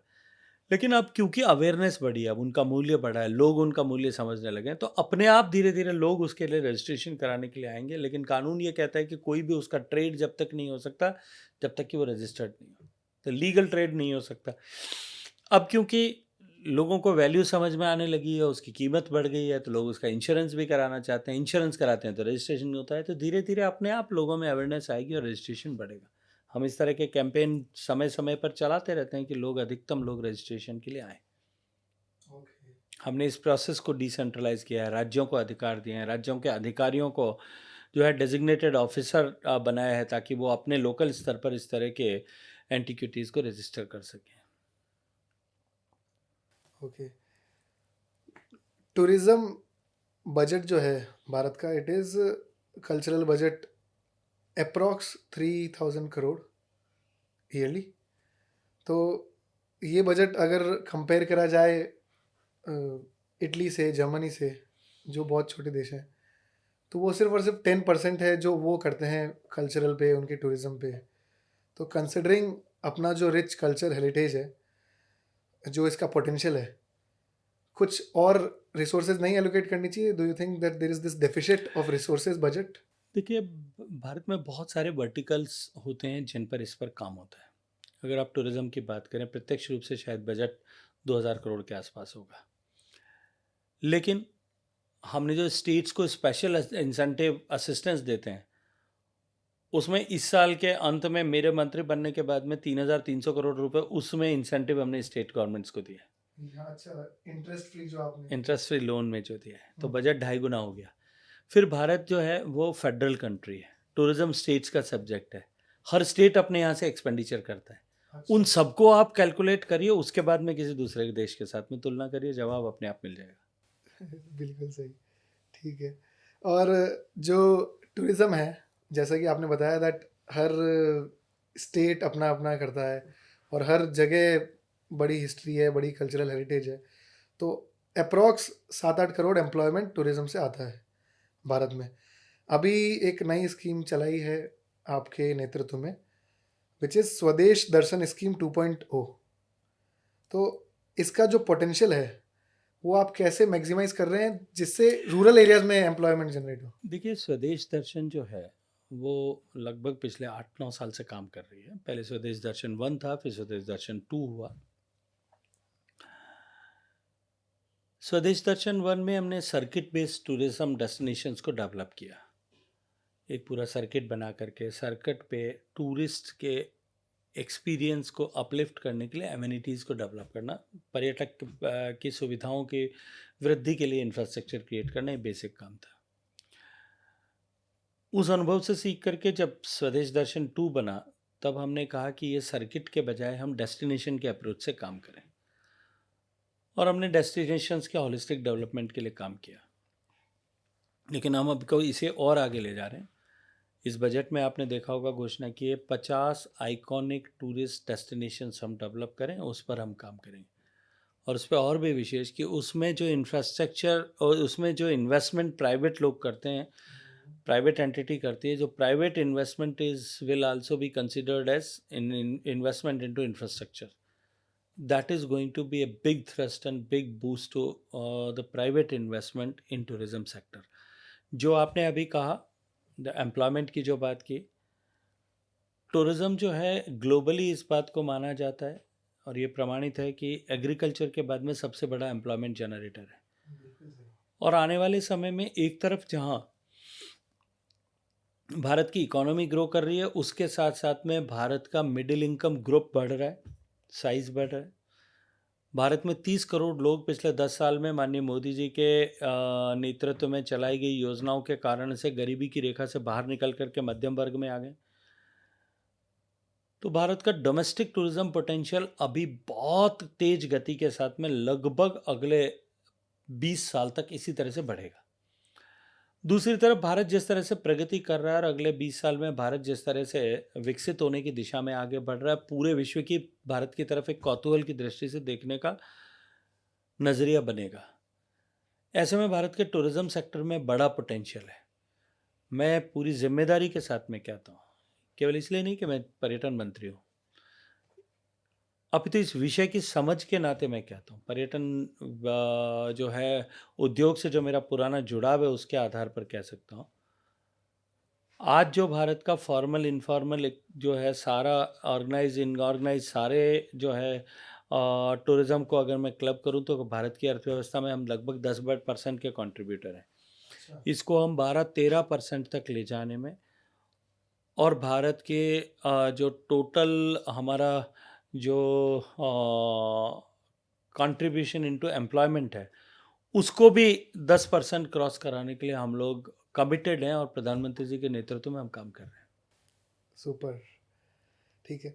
आपने जो बताया था that interest free special assistance to states for capital investment central कर रहा है, जिसमें आप लोग 43 प्रोजेक्ट्स बना रहे हैं 23 राज्यों में, जैसे गंदी कोटा हो गया आंध्र प्रदेश में 78 CR का। तो स्टेट्स के साथ आप जैसे टॉप 50 टूरिस्ट डेस्टिनेशंस बना रहे हैं, तो कैसे कोऑर्डिनेशन रहता है? How are you reducing the red tape bureaucracy? कैसे मैकेनिज्म उनको दे रहे हैं? देखिए, सबसे बड़ा विषय होता है सिलेक्शन ऑफ प्रोजेक्ट्स का। उस जगह में पोटेंशियल हो,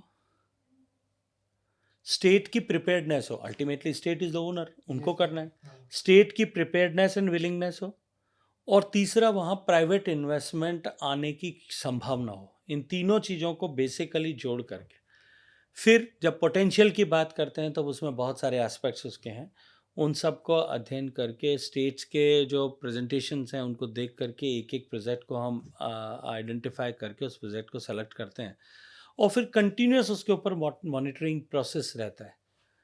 पहले निश्चित मैं मानता हूँ कि पिछले कुछ समय में शायद कुछ प्रोजेक्ट्स जो हैं स्टेट्स ने ऑप्ट आउट कर लिए, लेकिन ठीक से वो समय पर पूरे नहीं हो पाए, लेकिन अब वो स्थिति नहीं है। हम लगातार उसके पीछे स्टेट्स के साथ में काम कर रहे हैं इस विषय में। तो क्या मैकेनिज्म रहता है जिससे स्टेट अपनी फुल कैपेसिटी पे काम करे?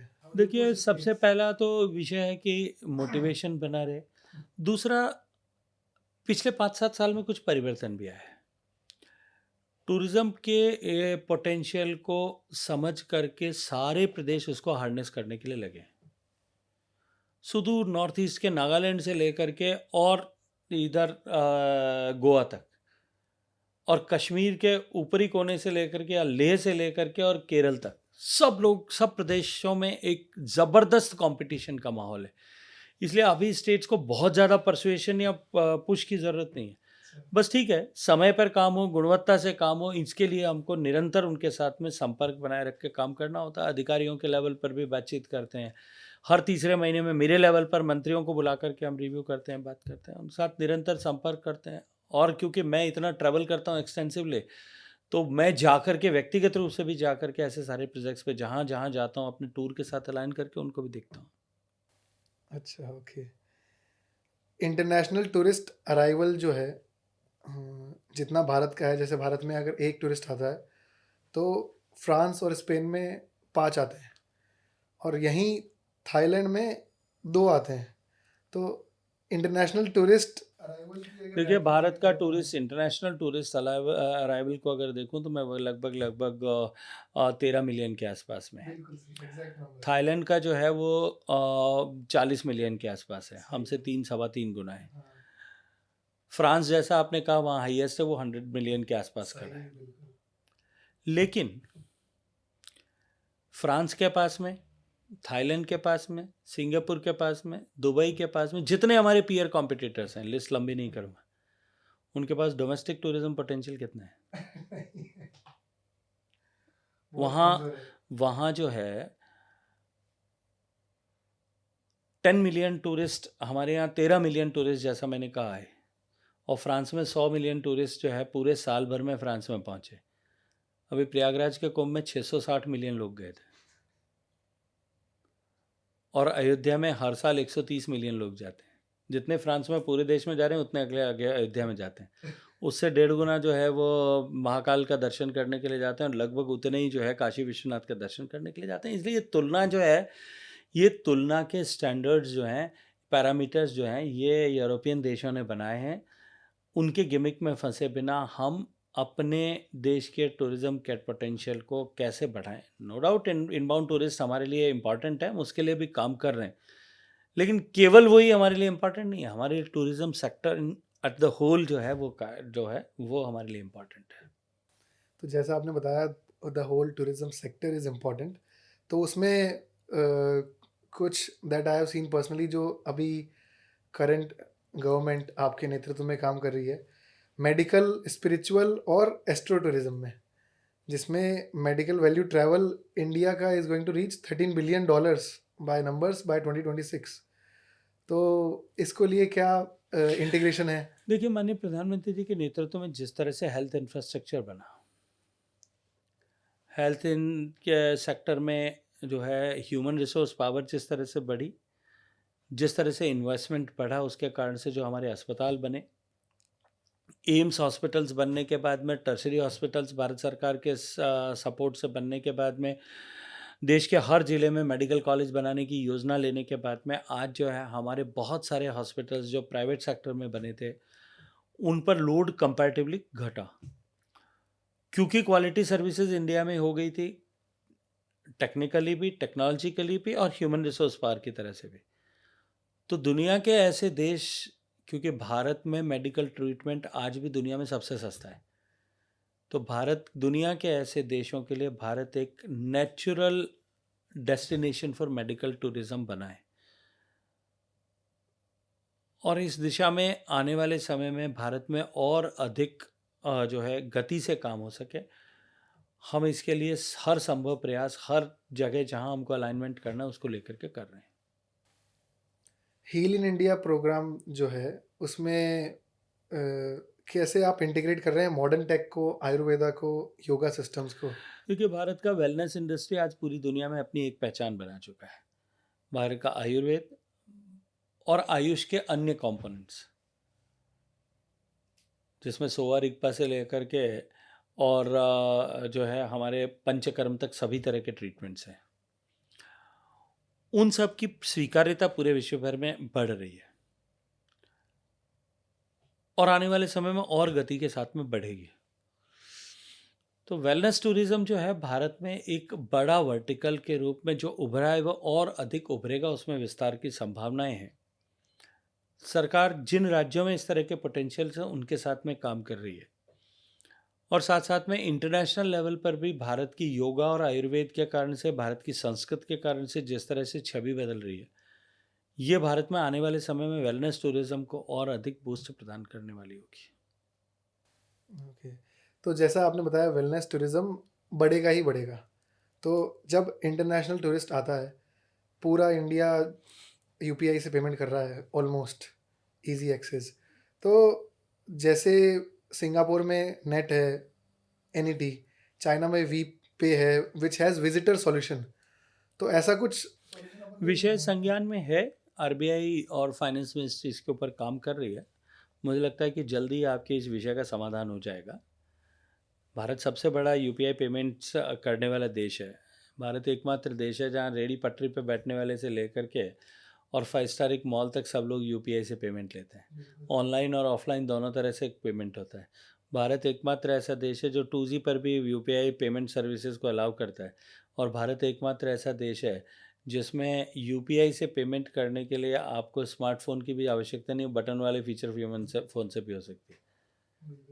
ठीक है, तो इसलिए भारत में आने वाले समय में इस सेक्टर में लेकर के जो आप चिंता व्यक्त कर रहे हैं, इसका सोल्यूशन हो जाएगा। ओके, अच्छा, एस्ट्रो टूरिज्म जो है, जैसे कि पूरी दुनिया के लिए क्रेज़ है नॉर्दर्न लाइट्स ऑरोरा देखने का, तो वैसे देखिए, भारत एस्ट्रोनॉमिकली और एस्ट्रोनॉमिकल नॉलेज के दृष्टिकोण से दुनिया का प्रणेता रहा है।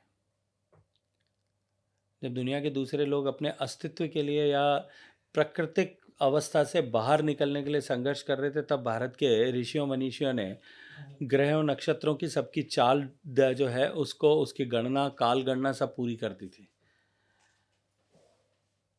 अब क्योंकि भारत के प्रति देखने का नज़रिया बदल रहा है, तो भारत के इन सब जो है ज्ञान के प्रति भी लोगों का विश्वास नए सिरे से स्थापित हो रहा है। तो निश्चित ही आने वाले समय में इस दिशा में भी भारत में प्रबल संभावनाएं हैं। स्टार गेजिंग से लेकर के और नॉर्दर्न लाइट्स को देखने तक के अनेक लोग भारत में आने वाले समय में अभी आते हैं, और आने वाले समय में और भी ज़्यादा संख्या में भारत में आएंगे।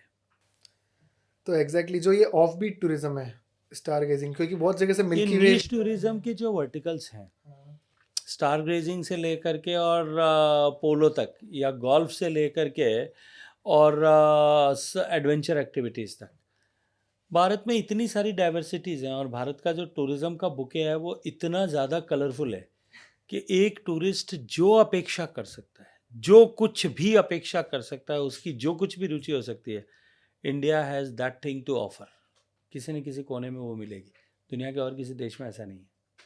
बिल्कुल सही। अच्छा, स्पिरिचुअल टूरिज्म एक टूरिज्म है जिसमें जैसे जेनजी है, आज Gen Z are choosing temples over night clubs. Bharat में जैसा आप बता रहे थे दैट इतने लोग इधर जाते हैं मंदिर, इतने लोग इधर जाते हैं, तो 60% of the tourism is faith based tourism. तो जो प्रसाद स्कीम है आपकी, pilgrimage rejuvenation and spiritual augmentation drive, उस ट्रेंड को कैसे टैप कर रहे हैं आप? देखिए, जैसा आपने कहा, भारत के टूरिज्म के लिए स्पिरिचुअल टूरिज्म एक बड़ा वर्टिकल है। बिल्कुल। माननीय प्रधानमंत्री जी ने अपनी विरासत के उन ऐसे सारे केंद्रों के पुनरुद्धार के लिए ये स्कीम बनाई थी। हमने देखा किस तरह से उज्जैन के महाकाल मंदिर में, जिसमें साल में लगभग 8-9 लोग जाते थे, महाकाल लोक बनने के बाद में हर वीक में उससे ज़्यादा लोग जाते हैं। एक डेवलपमेंट के कारण से 50 गुना से ज़्यादा टूरिज्म उछाल आया। वो केवल एकमात्र कारण नहीं होगा, हमारी इकोनॉमी बढ़ी, वो सब कारण होंगे, हमारा मिडिल इनकम ग्रुप बढ़ना, लेकिन परिवर्तन आया। ठीक वही स्थिति काशी विश्वनाथ के कॉरिडोर की है, ठीक वही स्थिति अयोध्या के मंदिर की है, ठीक वही स्थिति केदार बाबा के मंदिर की है। लेकिन इन एस्टेब्लिश्ड डेस्टिनेशंस के अलावा भी हर राज्य में ऐसे अनेक ऐसे श्रद्धा के केंद्र हैं जहाँ हज़ारों लोग प्रतिदिन जाते हैं। वहाँ जाने वाले लोगों को बेसिक एमिनिटीज़ के संघर्ष से निकालने के लिए और उनके अनुभव को और अधिक रमणीक बनाने के लिए ये प्रसाद स्कीम माननीय प्रधानमंत्री जी के नेतृत्व में शुरू हुई है, और हमने देश के बहुत सारे ऐसे डेस्टिनेशंस पर जो है अपने प्रोजेक्ट सैंक्शन किए, और वो निरंतर चलने वाली प्रक्रिया है, वो अनवरत चल रही है, ऑनगोइंग स्कीम है। और भी अभी जो है हमने पिछले 7 दिन में भी चिंतपूर्णी माता जी के मंदिर से लेकर के, भौरमदेव से लेकर के, खाटू श्याम जी से लेकर के और दक्षिणेश्वरी तक ऐसे सारे जो है पिलग्रिम सेंटर को, ऐसे सारे तीर्थ स्थानों पर अपलिफ्टमेंट के लिए काम जो है अभी प्रोजेक्ट सैंक्शन किए हैं। अच्छा, जैसा आपने बताया दैट बेसिक एमिनिटीज से ऊपर सर्विसेज दी जाती है, तो कुछ हॉटस्पॉट्स होने चाहिए ऐसी जगह, क्योंकि टूरिस्ट तो घूमने जाता है, जो 24 घंटे चले, जहाँ पर सर्विसेज, फूड स्टॉल्स, कुछ ना कुछ देखने का 24 आवर्स रहे, एंड देन बेसिकली जैसा मैंने शुरू में कहा कि tourism is a state subject.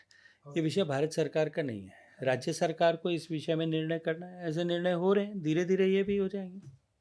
बिल्कुल सही है, ठीक है। एक मुद्रा loan collateral free home stage के लिए आपने चलाया हुआ है 10 लाख रुपए तक का, जिसमें इस स्कीम को कैसे प्रमोट कर रहे हैं रूरल एरियाज में, ट्राइबल एरियाज में?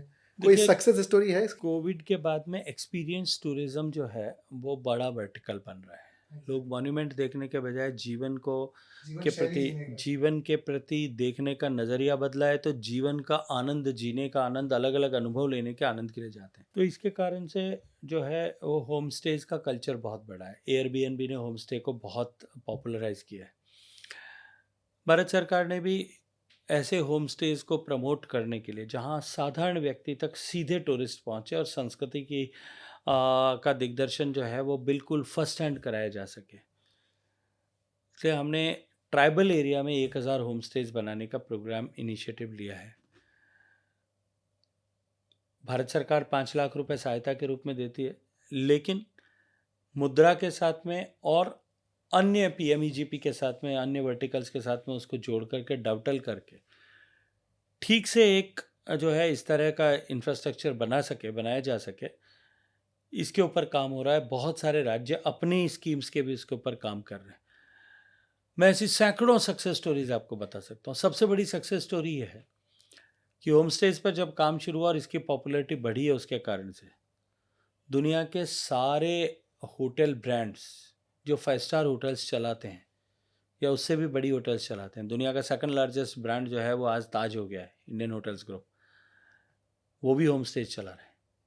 उन्होंने भी होम स्टे स्कीम ली है, मैरियट ने भी होम स्टे स्कीम अपनी ले ली है। इन सब पे काम जो है, सारे बड़े ब्रांड्स भी इस पर काम करने लगे हैं, तो अपने आप ही सक्सेस स्टोरी आपके सामने है। ओके, ऐसी ही एक सक्सेस स्टोरी, जब मैं मेघालय गया था डबल डेकर ब्रिज पे, तो वहाँ पर हमको लेट नाइट हो गए थे हम ट्रैक पे, तो वहीं पे ही कहीं रुकना होगा।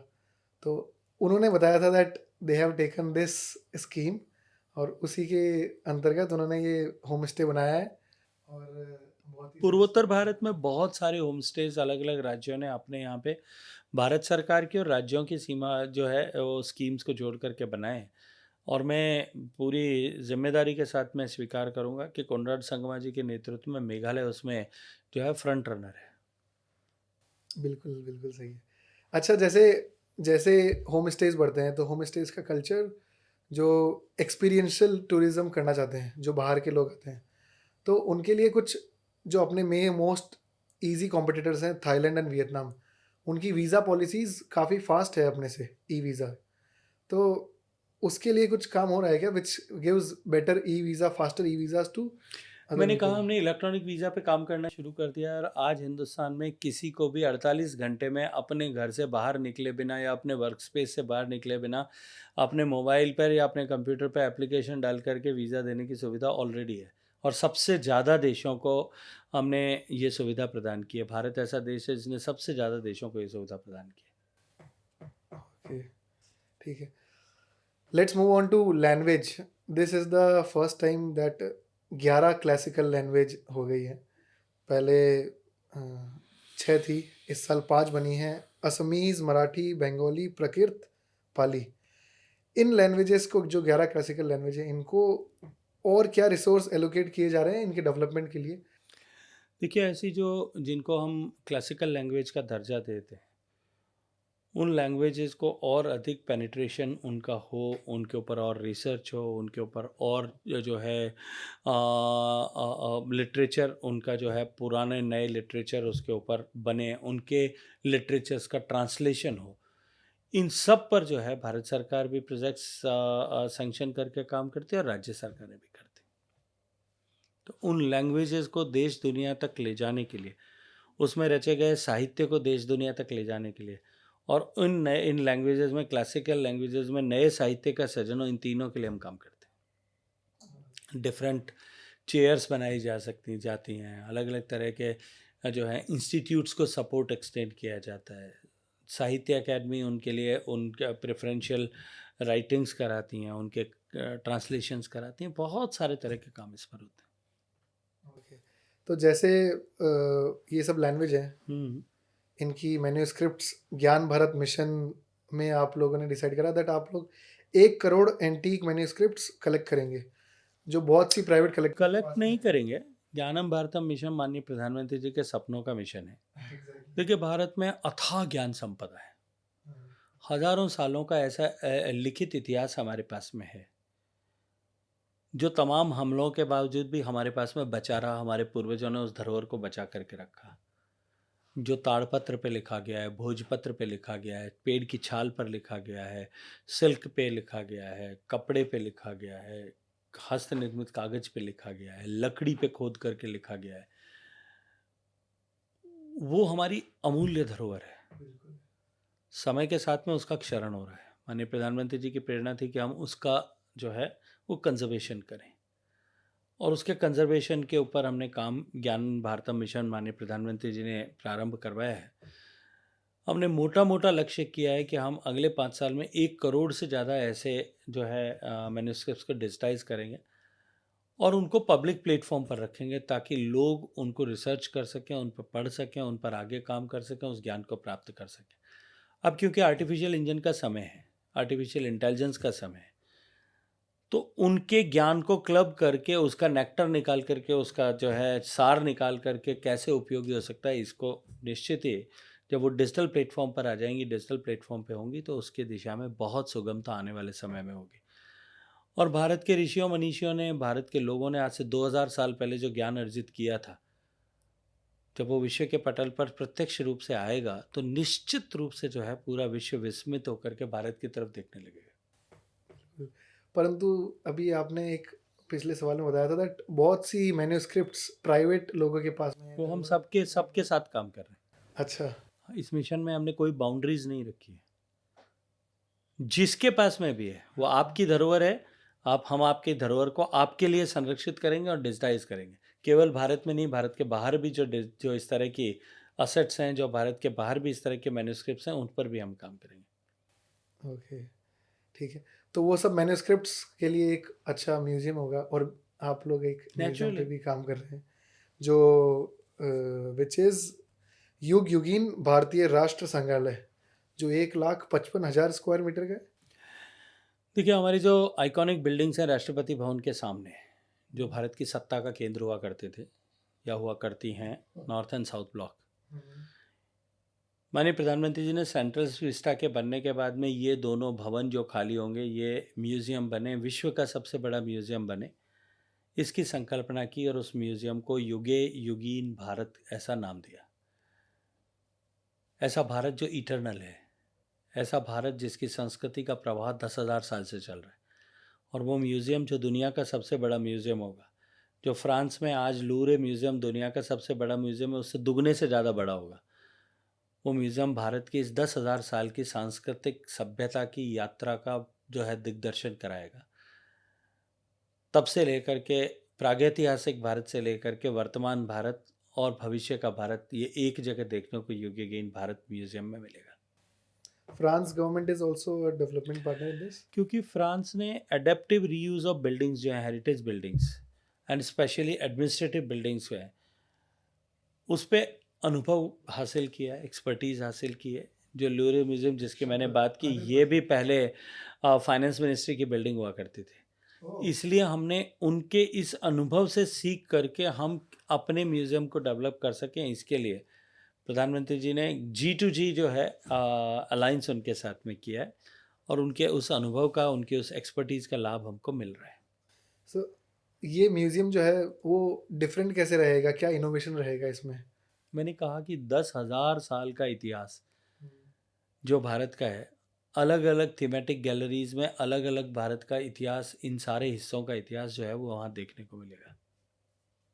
किसी व्यक्ति को भारत को समझना है, युगे युगीन भारत जब बन जाएगा, तब किसी व्यक्ति को भारत की गहराई को और भारत के विस्तार को, दोनों को समझना है, तो उसको गहराई और विस्तार के साथ में थोड़ा समय दे करके युगे युगीन भारत को देखना होगा। ओके, तो जो युग युगीन भारतीय राष्ट्र आपने बताया, जिसमें जैसे एक बहुत ही पुराने, बहुत पहले की 7-8 साल पहले की बात होगी, मैंने आपका कोरा पे एक आंसर पढ़ा था जिसमें आपने बताया दैट 15th सेंचुरी में अकाउंटिंग एजुकेशनल इंस्टीट्यूशन था जो जोधपुर के महाराजा जसवंत सिंह जी ने स्थापित करा था, जिसमें Chopra's and Banias accounting system रहते थे।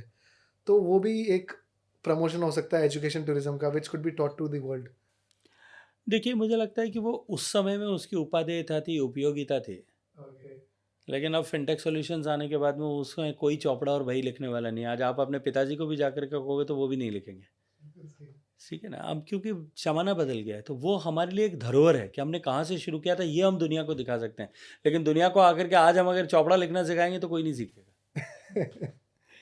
अच्छा, दुनिया को अपन चौपड़ा नहीं सिखा सकते, पर उसी दौरान आपने लेकिन हम 15वीं शताब्दी में चौपड़ा लिखना जानते थे और इस तरह से ये लिखते थे। achievement है। ये लोगों के लिए इंटरेस्ट का विषय हो सकता है, बिल्कुल सही, ये हम लोगों को दिखा सकते हैं। एग्जैक्टली। तो जैसे आज जो विषय हो सकता है, आपने उसी में एक जवाब ये भी दिया था दैट कुछ हिस्टोरिकल मोमेंट आप बदल सकते हो, उसमें से ये है नालंदा तक्षशिला विक्रमशिला का जो पतन हुआ था उसको सेव करना। तो उसके लिए जैसे बहुत से टूरिस्ट आते हैं, वो सिर्फ और सिर्फ नालंदा ही जाना पसंद करते हैं, वो नालंदा रहते हैं, तो उस दिशा में क्या काम हो रहा है? देखिए, नालंदा निश्चित रूप से भारत की बड़ी धरोहर है, भारत के सम्मान का प्रतीक है, और भारत का जिस तरह से भारत के ज्ञान विज्ञान को नष्ट किया गया, उसका एक मॉन्यूमेंट है, उसका एक दस्तावेज है, उसका एक हस्ताक्षर है। ऐसी ऐतिहासिक धरोहर दुनिया के किसी दूसरे देश के लिए, दूसरे लोगों के लिए, दूसरे देश के लोगों के लिए एक पॉइंट ऑफ रेफरेंस हो सकता है, हिस्टोरिकल एविडेंस हो सकता है। हमारे लिए वो प्रेरणा और संकल्प का स्थान है कि आने वाले समय में भारत के लोग, हम संकल्पबद्ध हैं कि कभी इस तरह का आक्रमण भारत भूमि पर नहीं होने देंगे। हम भारत के ज्ञान, भारत की बौद्धिक संपदा को नष्ट नहीं होने देंगे। इसके संकल्प का जो है स्मारक है। और तभी माननीय प्रधानमंत्री जी ने नव नालंदा विहार बना करके वहाँ नया विश्वविद्यालय स्थापित हो, ताकि वहाँ पढ़ने वाले लोग भी उस गरिमा के साथ में जी सकें और उसको अटैच कर सकते हैं, अपने आप को उसके साथ में कनेक्ट कर सकें। इसकी सुविधा प्रदान किया है। आज पूरी दुनिया के लोग जैसे पहले नालंदा में अध्ययन करने के लिए आते थे, आने वाले समय में नव नालंदा विहार उसी स्तर का विश्वविद्यालय होगा जिसमें पूरी दुनिया के लोग जो है वो रिलीजियस स्टडीज़ को और डिफरेंट जो है ऐसी स्टडीज़ को पढ़ने के लिए वहाँ आएंगे। बिल्कुल, पॉइंट एक्सेप्टेड। नालंदा मैं हर साल जाता हूँ एक बार, बहुत ही पवित्र। इसके अतिरिक्त जो जो बुद्ध के भगवान बुद्ध के जीवन से जुड़े हुए स्थल हैं, भगवान बुद्ध के जन्म स्थान लुम्बिनी, क्योंकि प्रेजेंट नेपाल में है, लेकिन उसके पास में कपिलवस्तु, वहाँ से लेकर के भगवान बुद्ध को जहाँ कैवल्य ज्ञान प्राप्त हुआ, जहाँ उन्होंने बोधि को प्राप्त किया, वहाँ बोध गया से लेकर के सारनाथ से लेकर के जहाँ वो लंबे समय तक रहे, से लेकर के कुशीनगर तक जहाँ उन्होंने अपना अंतिम सांस ली, अंतिम प्रयाण किया, ये जो सारे भगवान बुद्ध से जुड़े हुए स्थान हैं, उनको विकसित करने के लिए भी हम काम कर रहे हैं। अच्छा। ताकि दुनिया के बुद्धिस्ट लोग जो एक सहज आस्था के रूप में भगवान बुद्ध से अपने आप को जोड़ने के लिए आते हैं भारत, उनकी उस टूरिज्म पोटेंशियल को भी हम हार्नेस कर सकें। जब आप इस टूरिज्म की बात कर रहे हैं तो, और उस समय के भारत की बात कर रहे हैं, तो बहुत सा फेथ बेस्ड टूरिज्म जो अपन बात कर रहे थे, वो अभी बॉर्डर के उस पार है पाकिस्तान में। जैसे करतारपुर साहिब है जो खोला गया है अभी, people can visit.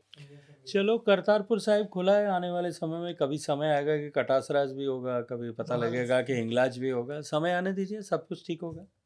Okay okay, चलो, बिफोर वी एंड दिस अध्याय, एक 2047 का आपका पर्सनल विज़न, जब 100 साल पूरे हो जाएंगे भारत के आज़ादी को फ्रॉम ब्रिटिशर्स, क्या विज़न आप लेके चलते हो 2047? देखिए, भारत विकसित भारत होगा, भारत संपन्न भारत होगा, भारत सक्षम भारत होगा, भारत समृद्ध भारत होगा, और भारत विश्व बंधु भारत होगा।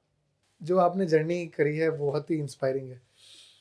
आज का जो युवा, जो who wants to enter into politics, who wants to enter into public service, उसके लिए आपकी क्या राय है?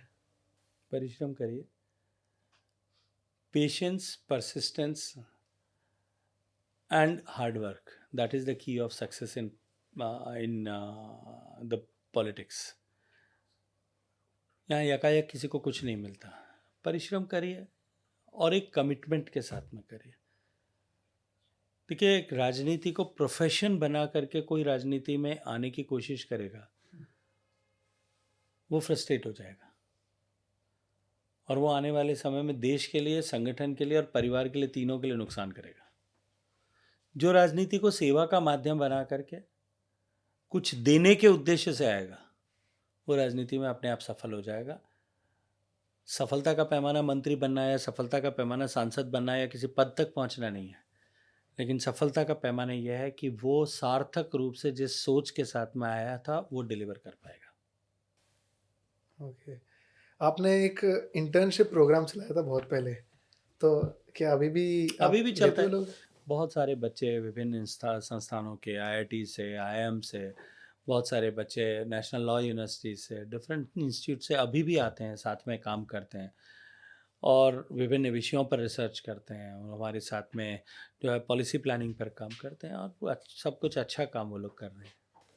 सो do you check your social media, अगर लोग आपको लिखे तो इंटर्नशिप के लिए? थोड़ा बहुत देखता हूँ, जितना समय मिलता है उतना देख पाता हूँ। सोशल मीडिया से ज़्यादा मैं सोचता हूँ कि जो लोग मुझे डायरेक्टली मोबाइल पर व्हाट्सएप करते हैं, मैसेज करते हैं या ईमेल पर लिखते हैं, उनको मैं ज़रूर, मेरी टीम उनको साथ जोड़ करके काम करने का अवसर प्रदान करती है। अच्छा, कुछ समय पहले आप तवांग गए थे, आपने तवांग रिकमेंड करा था सबको, and I personally know people. मैं तवांग गया था उससे पहले, बाइक पे गया था. आई वेंट बाइक राइडिंग पे. बेहद सुंदर जगह थी. पर जैसे ही आपने रिकमेंड करा, बहुत से जो लोग हैं उन्होंने अपने अपने टिकट्स बुक कराए तवांग के. तो इस साल के 2025 के आपके ट्रैवल रिकमेंडेशंस क्या क्या हैं? एब्सोल्यूट ट्रैवल मुझे लगता है कि मैं अगर किसी कुछ डेस्टिनेशन या किसी डेस्टिनेशन के लिए ये बात कहूँगा कि मेरे रिकमेंडेशन है वहाँ जाओ, तो उचित नहीं होगा, क्योंकि भारत के हर टूरिस्ट डेस्टिनेशन के लिए मेरी उतनी ही जिम्मेदारी है. लेकिन मैं इतना ज़रूर कहूँगा कि भारत बहुत खूबसूरत है. घर से बाहर निकलो, जितना समय दे सकते हो उतना समय, और जितना सामर्थ्य है उतना भारत को देखने की कोशिश करो. भारत इतना विशाल है कि आपको निराश नहीं करेगा. आप जहाँ जाएंगे वहाँ एक नया रंग, एक नया रूप, एक नई खुशबू, एक नई उमंग, एक नई प्रेरणा वहाँ से लेकर के आएंगे. कुछ नया सीख कर के आएंगे, कुछ नया जान कर के आएंगे, कुछ नया जिस पर गर्व कर सकें, ऐसा कुछ अभिमान जो है वो अपने साथ में लेकर के आएंगे. ओके. चलो, this is very last, only 1 minute rapid fire रहेगा ये. सो दिस और दैट, आपको 2 ऑप्शन दिए जाएंगे, दिस और दैट. शुरू में बहुत इजी है, फिर it will get intense. So dog और cat, this is your personal, आपका पर्सनल चीज़ है ये सब. देखिए, मेरे पास में 2 पेट्स हैं, 2 डॉग हैं, तो मुझे लगता है डॉग ही बेटर होगा. बीच और mountains? Desert. Okay, home town. Books और फिल्म्स? कोई भी, मतलब संदेह के बिना कहूँगा किताबें हैं. फिल्म में देखता नहीं.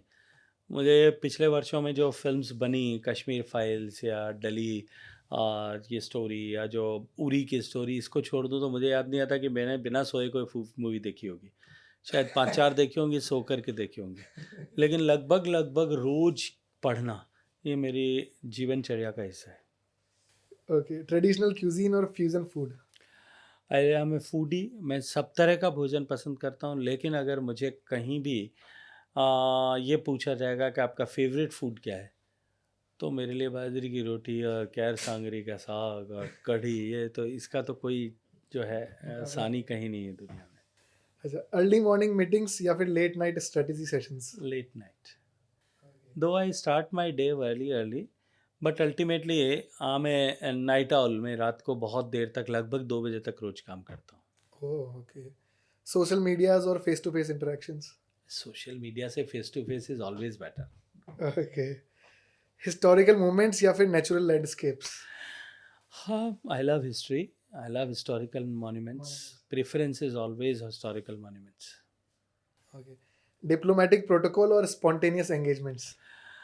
फॉर मी पर्सनली अगर मैं मानूँ, अब मंत्री बनने के नाते, मंत्री होने के नाते मुझे बहुत सारे डिप्लोमेटिक इंगेजमेंट्स भी करने पड़ते हैं, लेकिन मुझे लगता है कि स्पॉन्टेनियस में जो ऊष्मा और जो प्योरिटी है वो डिज़ाइंड में नहीं है.